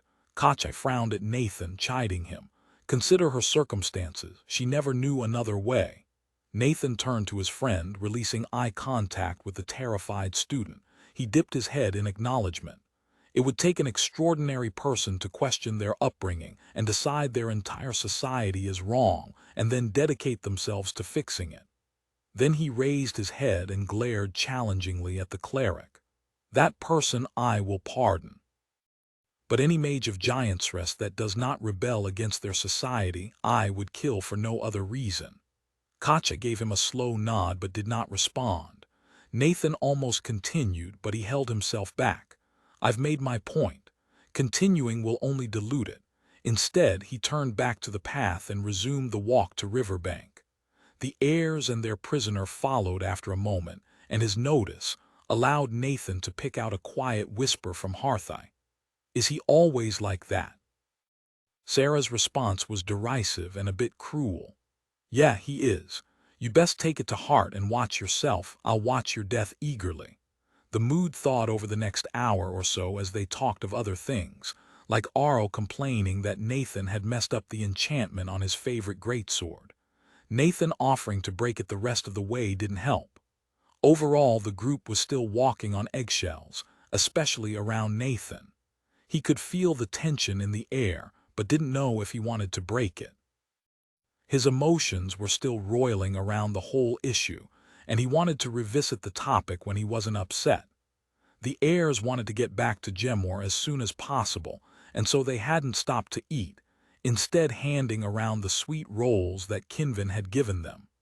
Harthai eyed her suspiciously before shrugging and chowing down, getting syrup all over her face. They continued, pushing onwards into the night. Stella was checking in with the Adventurers Guild every hour, both to report more details on what they'd learned, and to reassure them that the heirs hadn't been attacked again. Harthai complained about the pace until Kachai hefted her like a sack of potatoes. The uncomfortable carry convinced the mage it was worth it to keep walking. It was dark by the time they reached the shore opposite the village of Riverbank. They debated having Stella try to signal for a boat, but decided against it since they didn't want to spend the night in the village with Harthai. They set up an extra paranoid series of traps and a watch schedule to match, with at least 2 of the heirs awake at all times. The primary concern was Tial coming back, but he would hopefully have difficulty finding them. He'd set a trap for them at Farfield instead of ambushing the heirs at Bridgeguard after all. That made Nathan believe Harthai's claim that Tiel didn't have easy access to scrying magic. Shit, Davrar has scrying and teleportation. That's a scary combination. Scry and die is a valid strat. I wonder if I'm immune to scrying. Probably, but the heirs aren't. Not yet. I need to make sure nobody gets a scrying focus off them. Assuming that's how scrying works. It seems like a rare branch of magic at the very least. The night passed without any notable events, except Harthai's complaining about eating trail food and sleeping in the open. The heirs didn't have a lot of sympathy, and she fell asleep quickly, exhausted by the long walk. The next morning they got the ride back to Riverbank. It was from the same old man, who eyed Harthai and her purple robe with suspicion but didn't comment on it. Nathan was tense as they passed through town. If Harthai was going to try casting a spell to cause chaos and make a break for it, now was the time. But she seemed relaxed, even accepting. It didn't stop Nathan from walking a few paces behind her, watching her every move and ready to break bones if she made a move. She noticed and shot paranoid looks back at him. He just gave her a blank stare until they were out of town and headed back towards the transit road. Once more they ate meals on the move, aiming to make it to Gemor quickly. It was clear that Harthai hadn't ever done long-distance travel by foot, and she started limping from sore legs and blisters until Kachai healed her for the last leg. And just like that, they passed along the transit road and entered Gemor. Harthai gazed up at the city built into the mountain, brows furrowed in confusion. It's so small. Chapter 18. Gemor once more. It was late afternoon by the time the heirs made it to Gemor. The gate guards had been warned what to expect with Harthai, and they'd finally worked out an efficient way to test that Nathan was free of Soul Eater influence. They just zapped him with a wand. If it didn't do anything, he was free to pass. It wasn't a perfect solution, but it was good enough given that most talents didn't stick around after a person was taken over. The exact rules weren't known. It wasn't like they'd done experiments. But it was probably better than just asking Nathan a bunch of questions. After entering the city, the heirs beelined for the Adventurers Guild. Harthai had pulled up her hood but was still very much wearing a Giant's Rest mage robe, albeit the student version. The purple apparently meant an advanced student, but the cut was distinctive enough that a few people on the street noticed. The adventurers inside the guild definitely noticed, and a wave of silence spread across the hall as they entered. The void was soon filled with whispers and pointed looks, while Harthai tried to make herself look small. Nathan looked around warily for Eldred or Simla but didn't see either of them. A clerk scurried out from behind the desk and Nathan recognized the short man. It was Velek who had taught him to read. He beckoned them. "Come, the guildmistress wants to see you before the embers cool." He gestured at Harthai. "You too.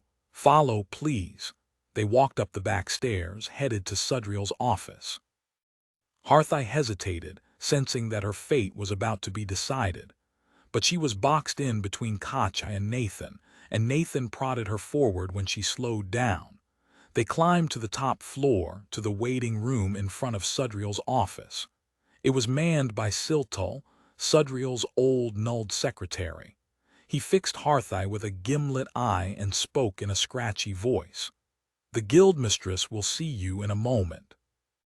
The massive battle-scarred door opened at Siltul's wave, and the heirs entered the guildmistress's office, leaving Harthai outside.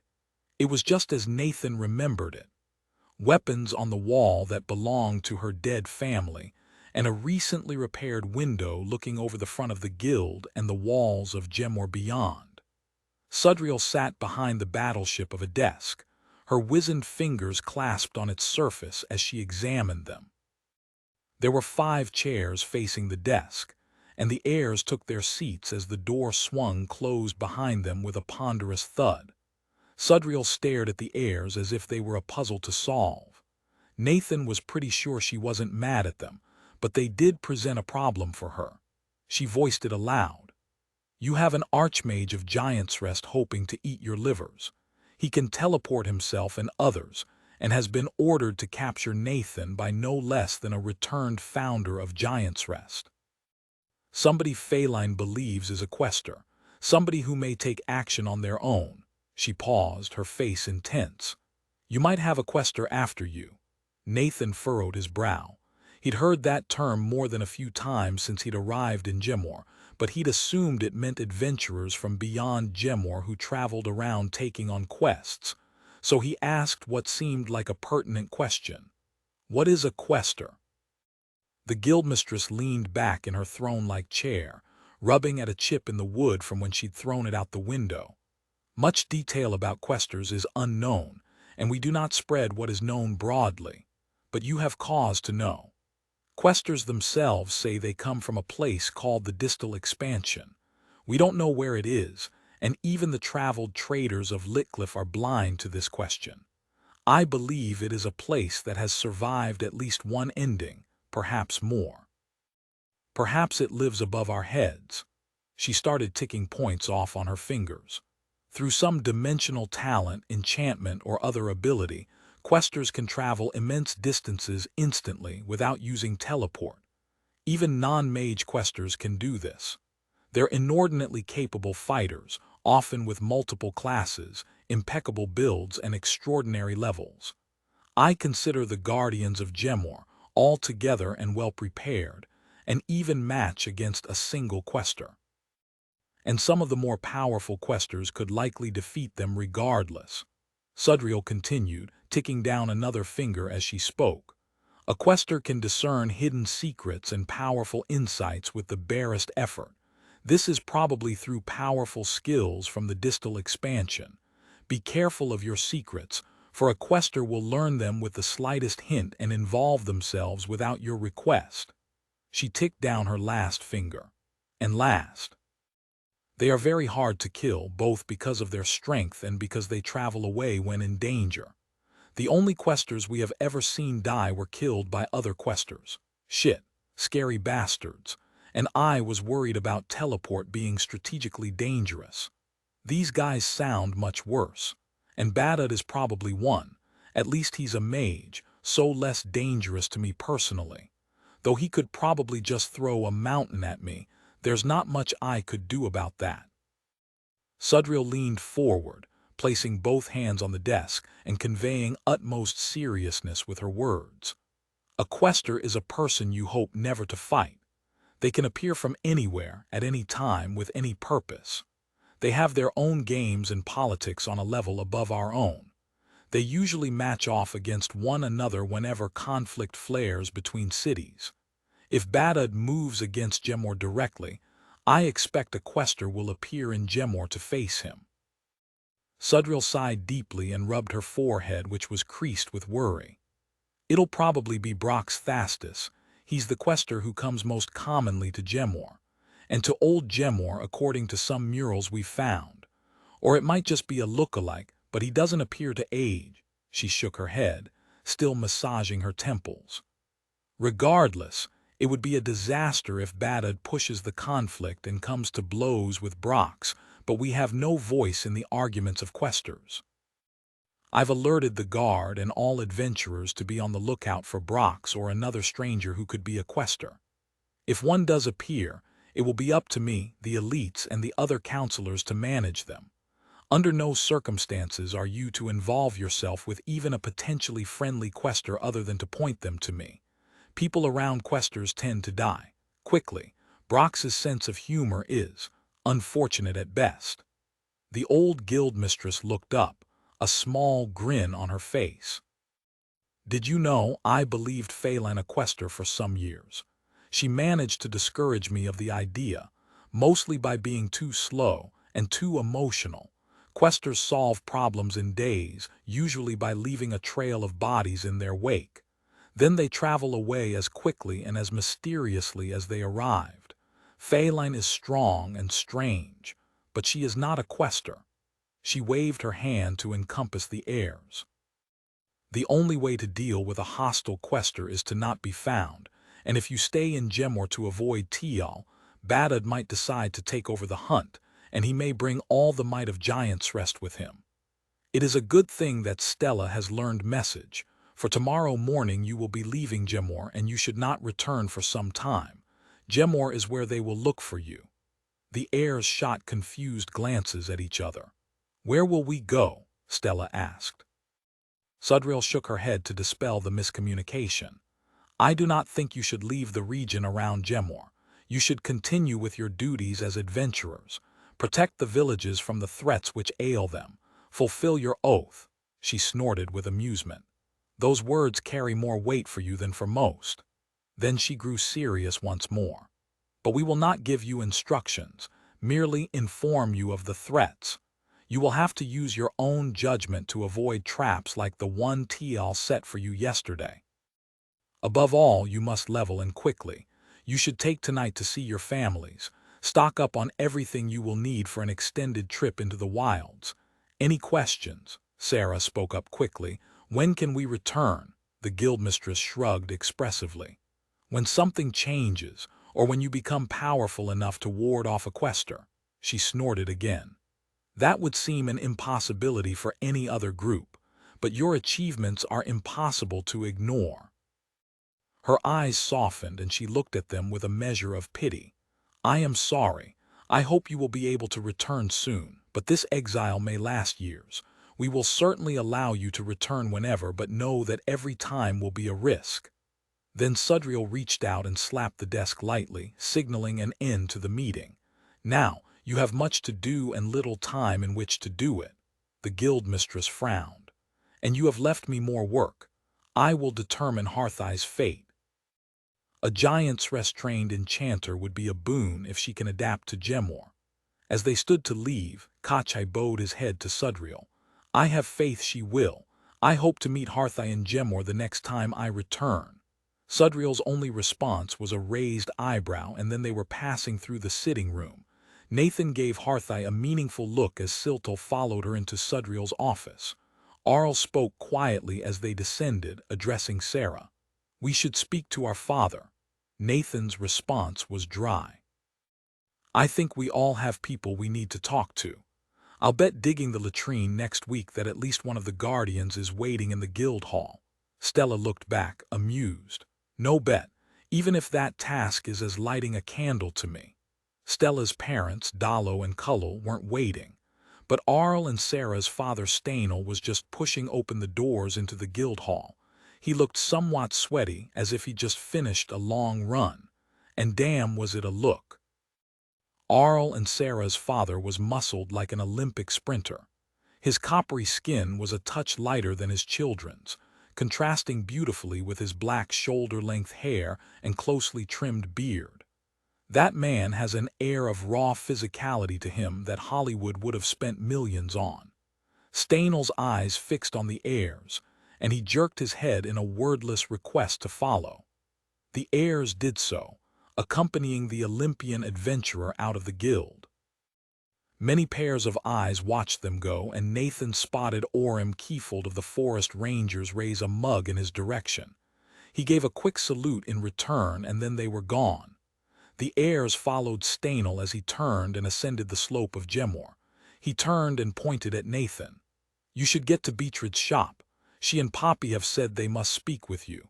Come to the Caxal's house when you're done. We'll be there. Don't take long. Nathan nodded. If he was going to be gone from Gemor for a while, then he needed to talk to the blacksmith and alchemist he'd turned into gunsmiths.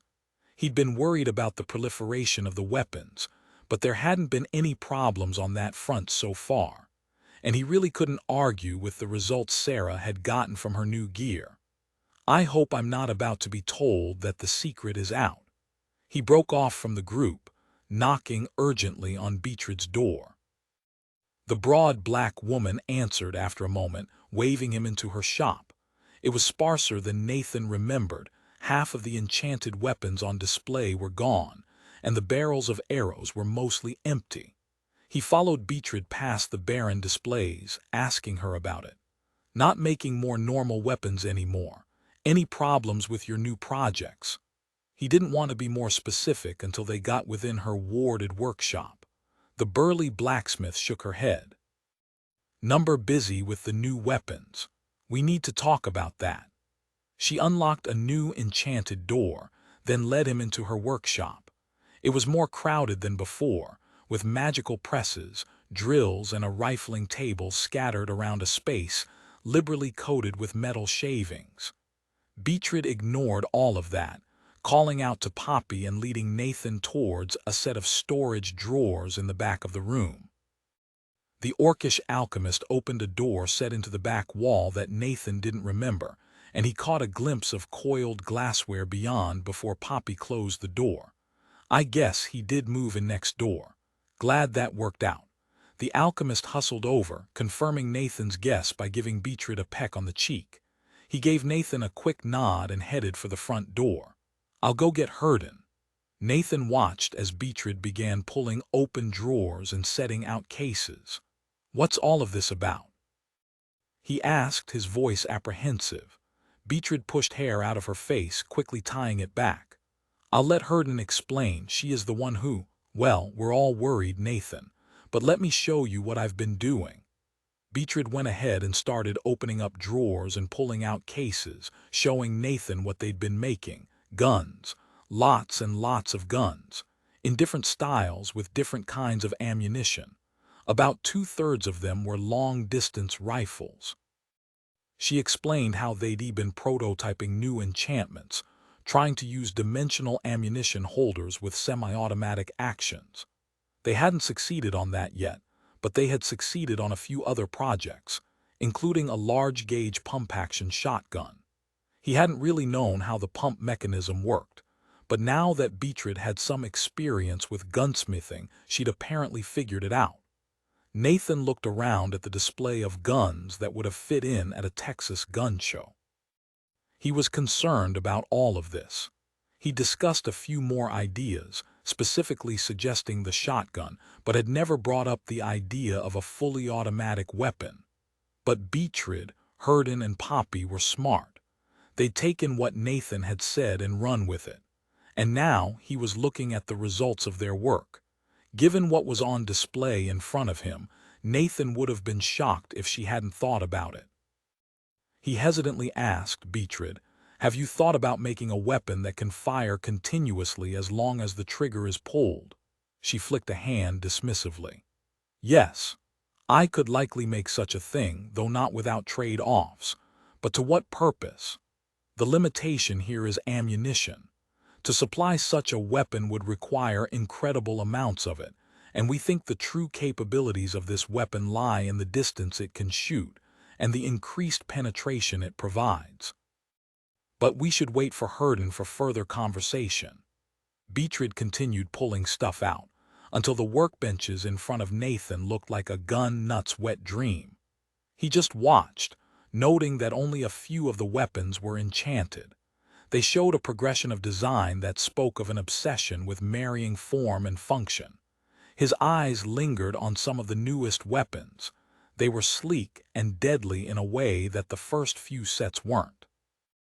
Then the gunsmith put 4 guns off by themselves, on a table just to the side.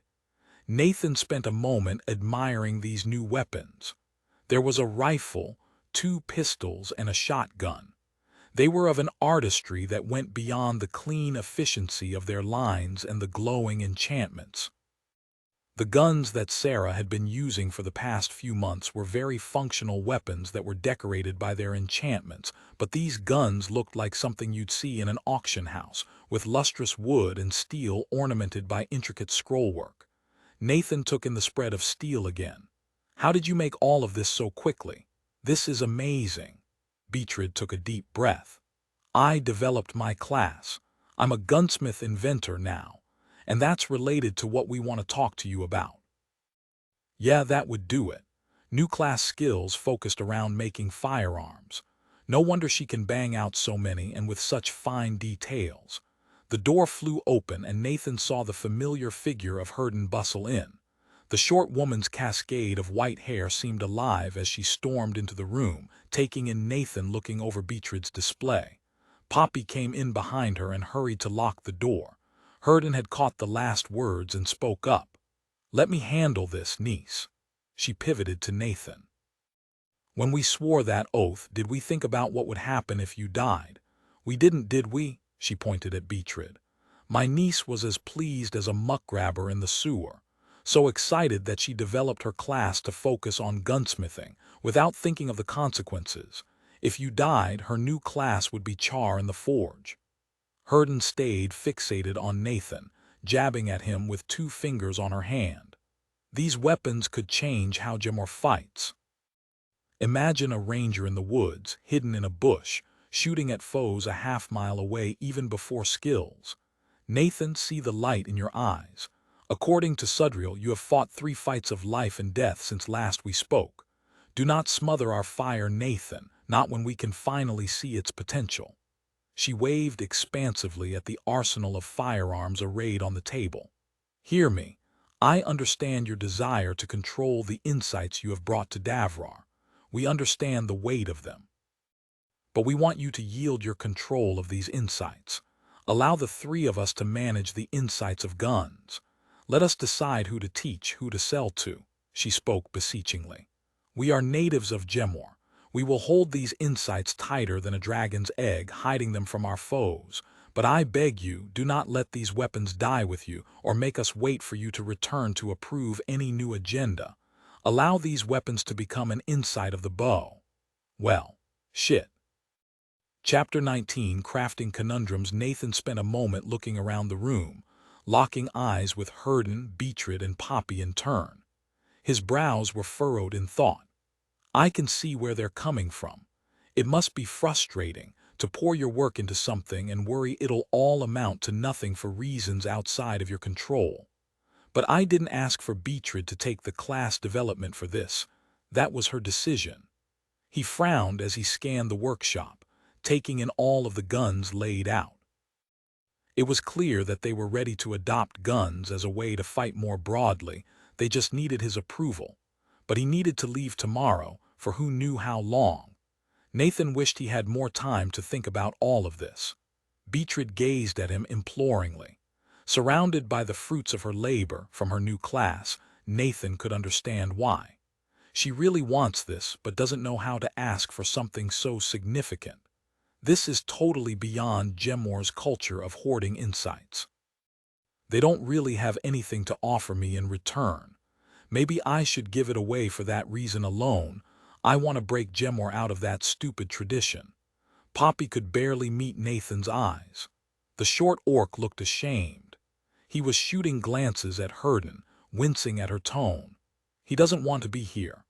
I think he feels the most indebted to me of all of them, especially if that supercritical carbon dioxide extraction insight panned out.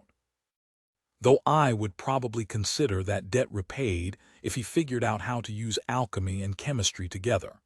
That sounds awesome. As the last of their little gunpowder cabal, Herden stood as a pillar of authority in front of Nathan. The enchanter had been the guild mistress of the Crafters Guild before her retirement, and she seemed to be uncomfortable at having to make such a request of Nathan. Nathan did appreciate that Herden had been straightforward about the request. He was sure she could have been underhanded in getting leverage on Nathan, or tried to call in favors for people to lean on him. But then he would have felt ambushed, and Herden was smart enough to just give Nathan the straight request.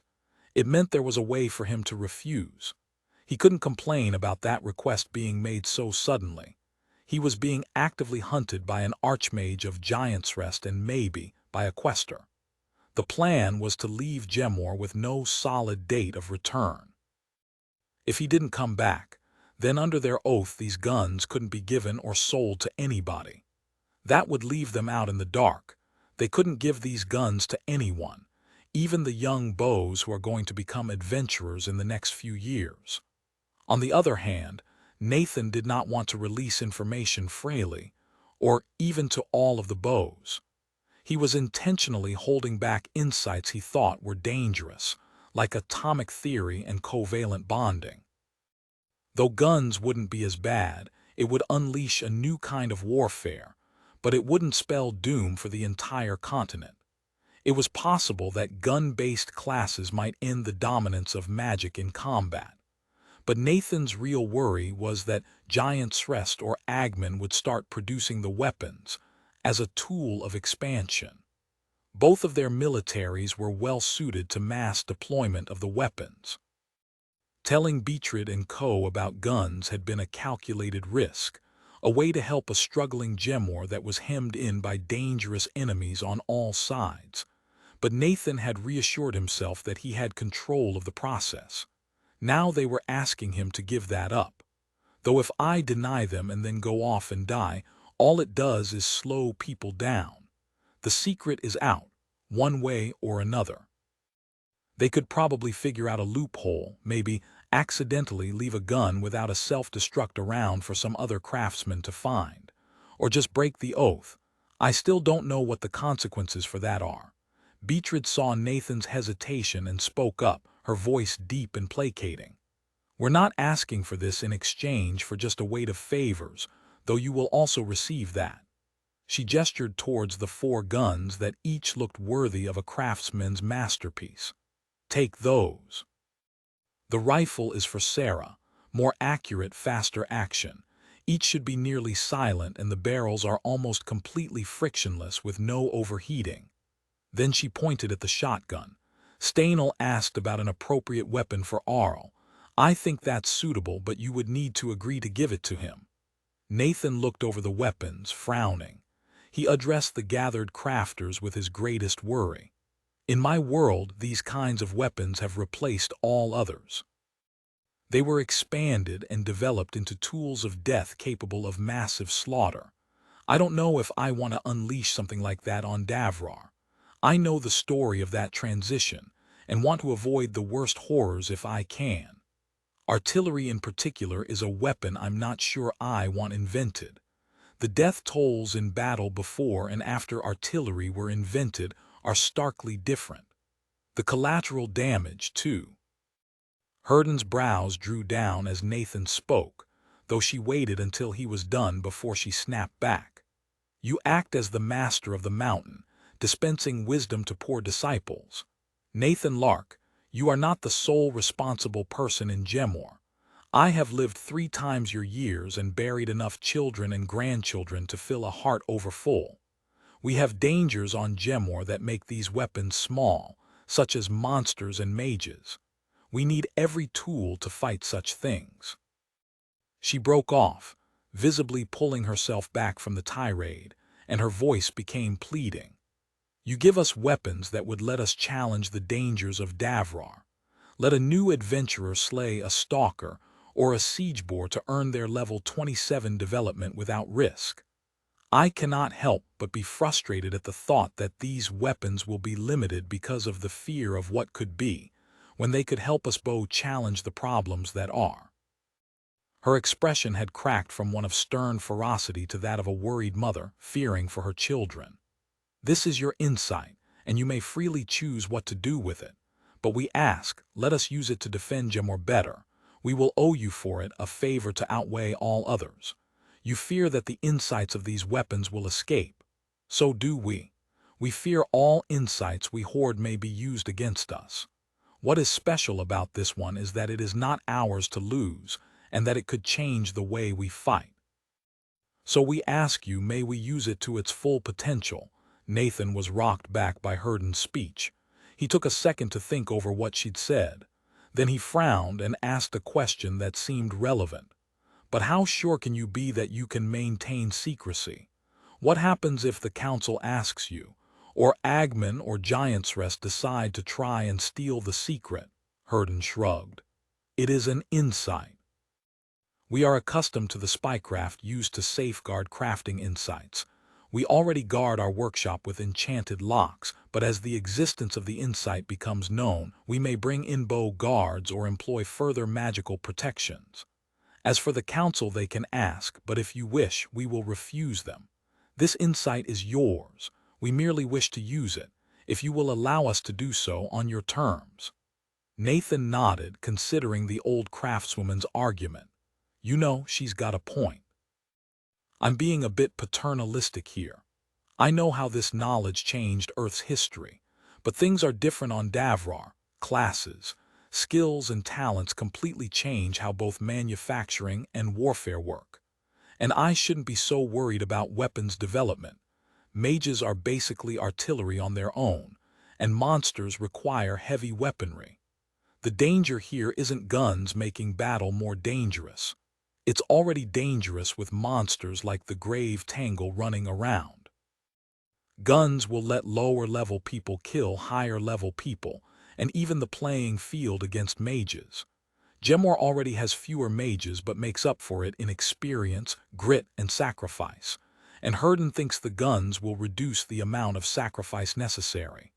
Herden went to speak again, but Nathan held up a hand. Sorry, I need to think for a second. Let's drill down past the emotional argument and lay bare the pros and cons. The bows are better positioned to navigate some of these issues than I am. They have lifetimes of experience both in adventuring and crafting, and greater knowledge of what Davrar can facilitate. And I do want Gemor to be more capable. They seem generally much more decent than both Giant's Rest and Agman. But I really would rather not spread this knowledge recklessly. I don't want to be responsible for armies of slave soldiers with rifles, or Agman legionaries with cannons.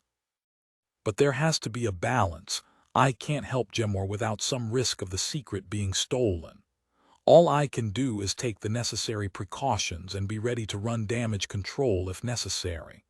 But I'm not in a position to really oversee things if I'm adventuring in the boonies for the next year. He leaned down over his chair, massaging his brows as he thought. Ultimately, the cat's out of the bag.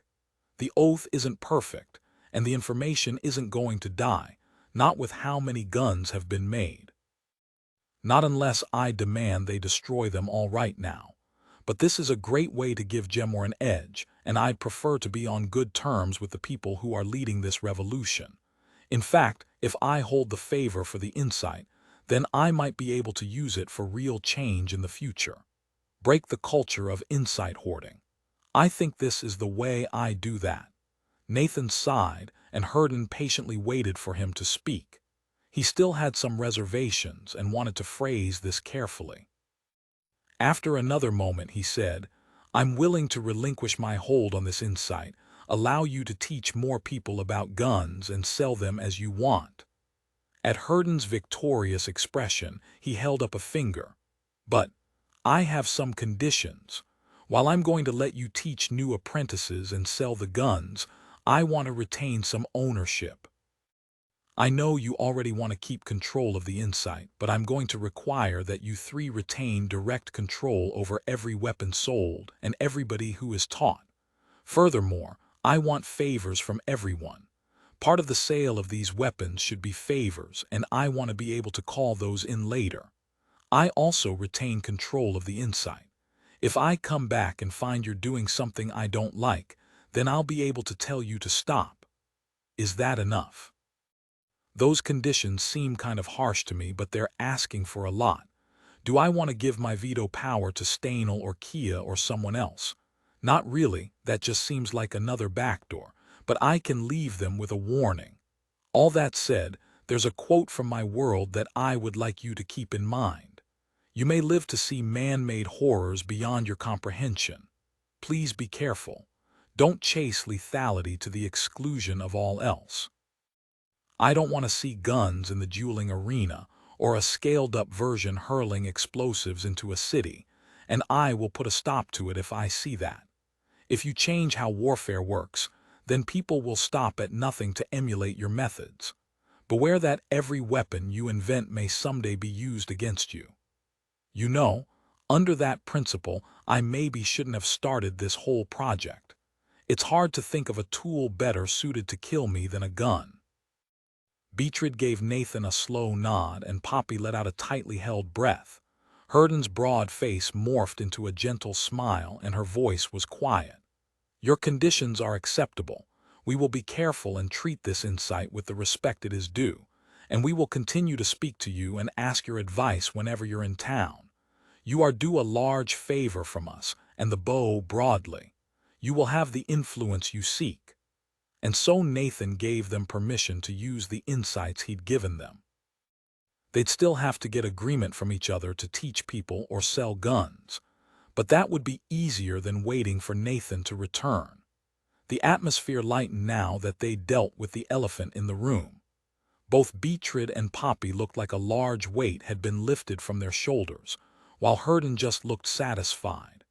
With that issue solved, Poppy dragged Nathan into his lab to show him the progress he'd made with using carbon dioxide extraction to create new alchemy reagents.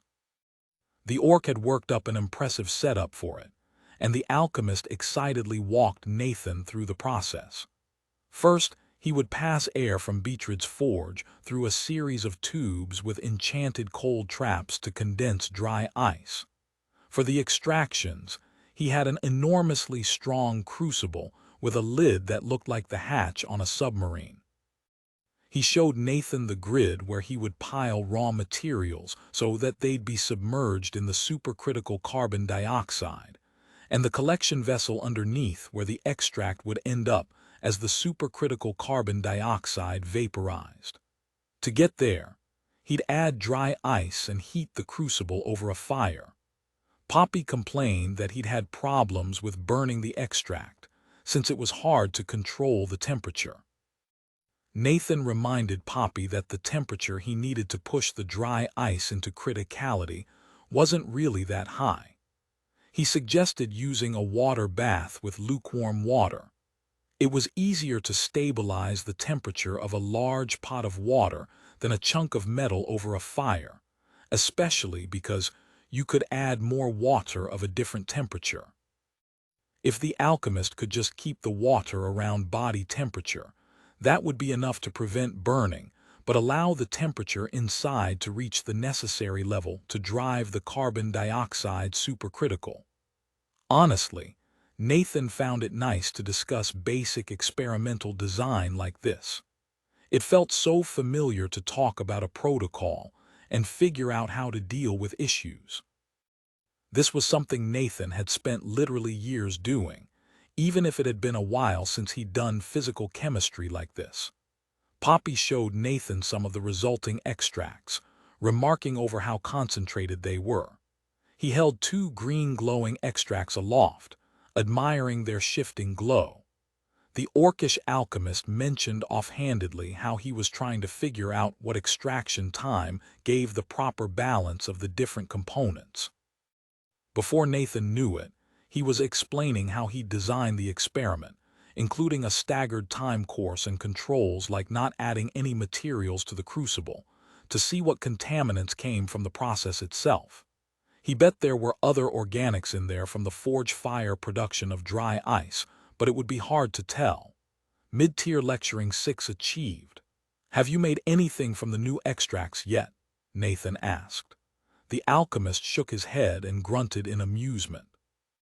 "I tried to make a healing potion, but the vessel exploded, as if I was using essence extracted from the verdant snow petal instead of simple brightleaf. I'll either need to dilute the essence down or get an entire new set of equipment to contain it." The alchemist rubbed his hands together excitedly, looking over the shelf of glowing extracts. "But dilution is for the cowardly. I will rise to this challenge and follow Beatrice's development." He turned to Nathan, a confident smile on his face. "Next time you return, I will give you the most powerful potions ever made in Gemor. Even you might not be able to handle them." Nathan coughed out a laugh at the unexpected remark before the pair returned to Beatrice's workshop.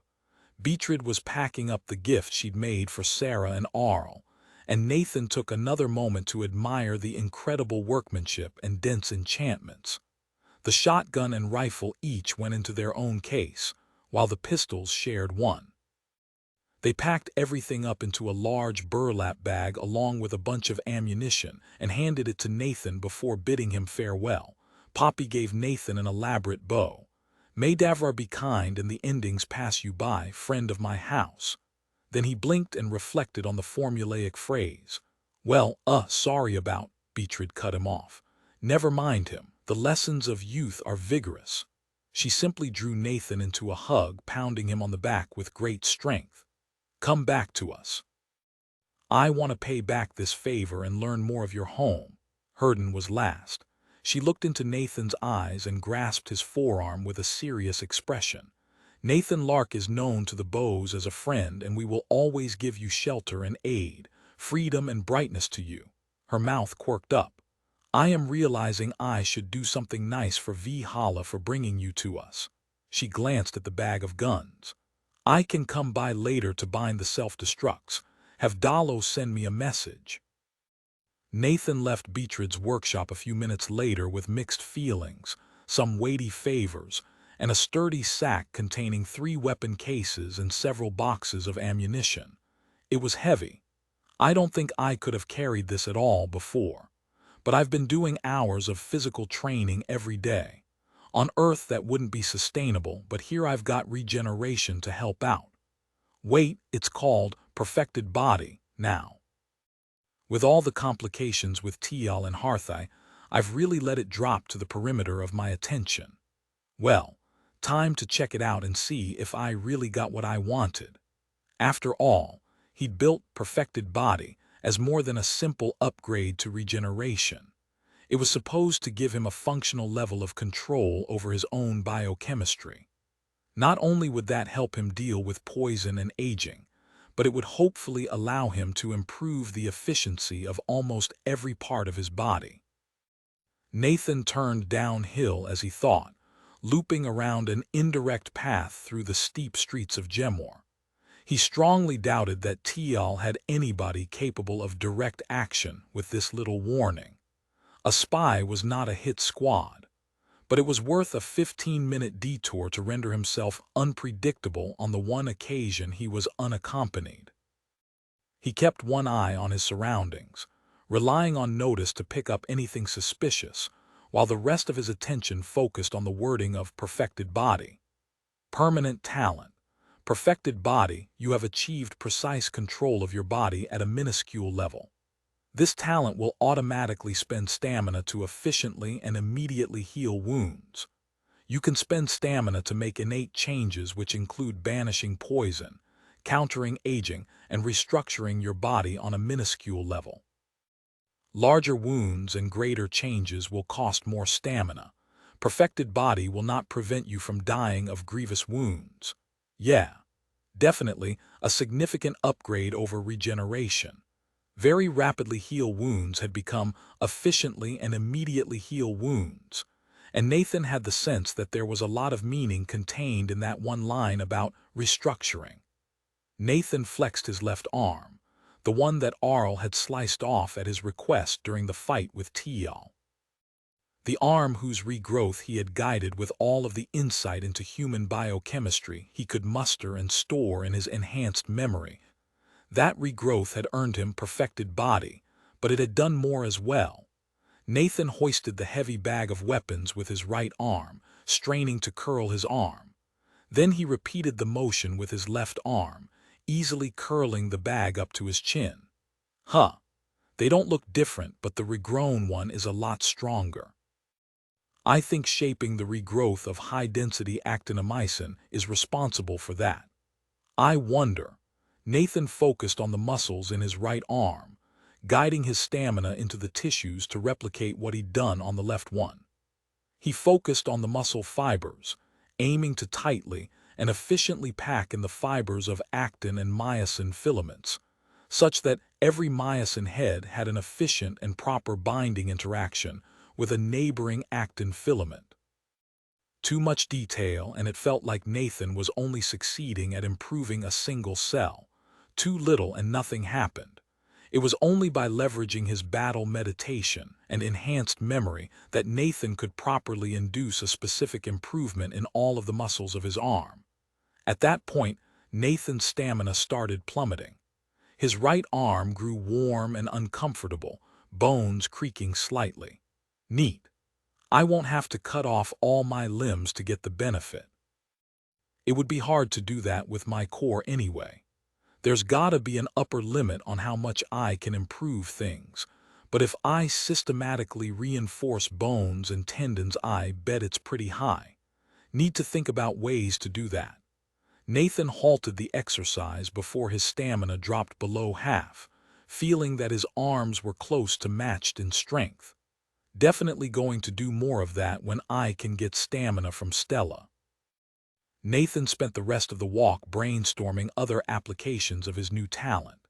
He could think of dozens of other ways to improve his body, from increasing the air permeability of his lungs to improving myelination patterns in his peripheral nervous system. He was almost to the Caxal mansion when a final thought came to him.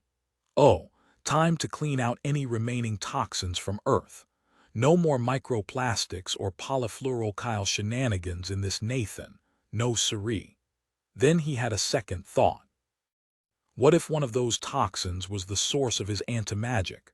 Would cleaning out toxins cripple his most potent weapon against Giant's Rest?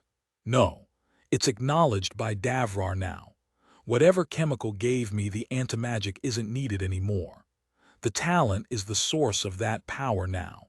And with that thought, Nathan swept himself clean of one of his last connections to Earth before he went to meet his friends.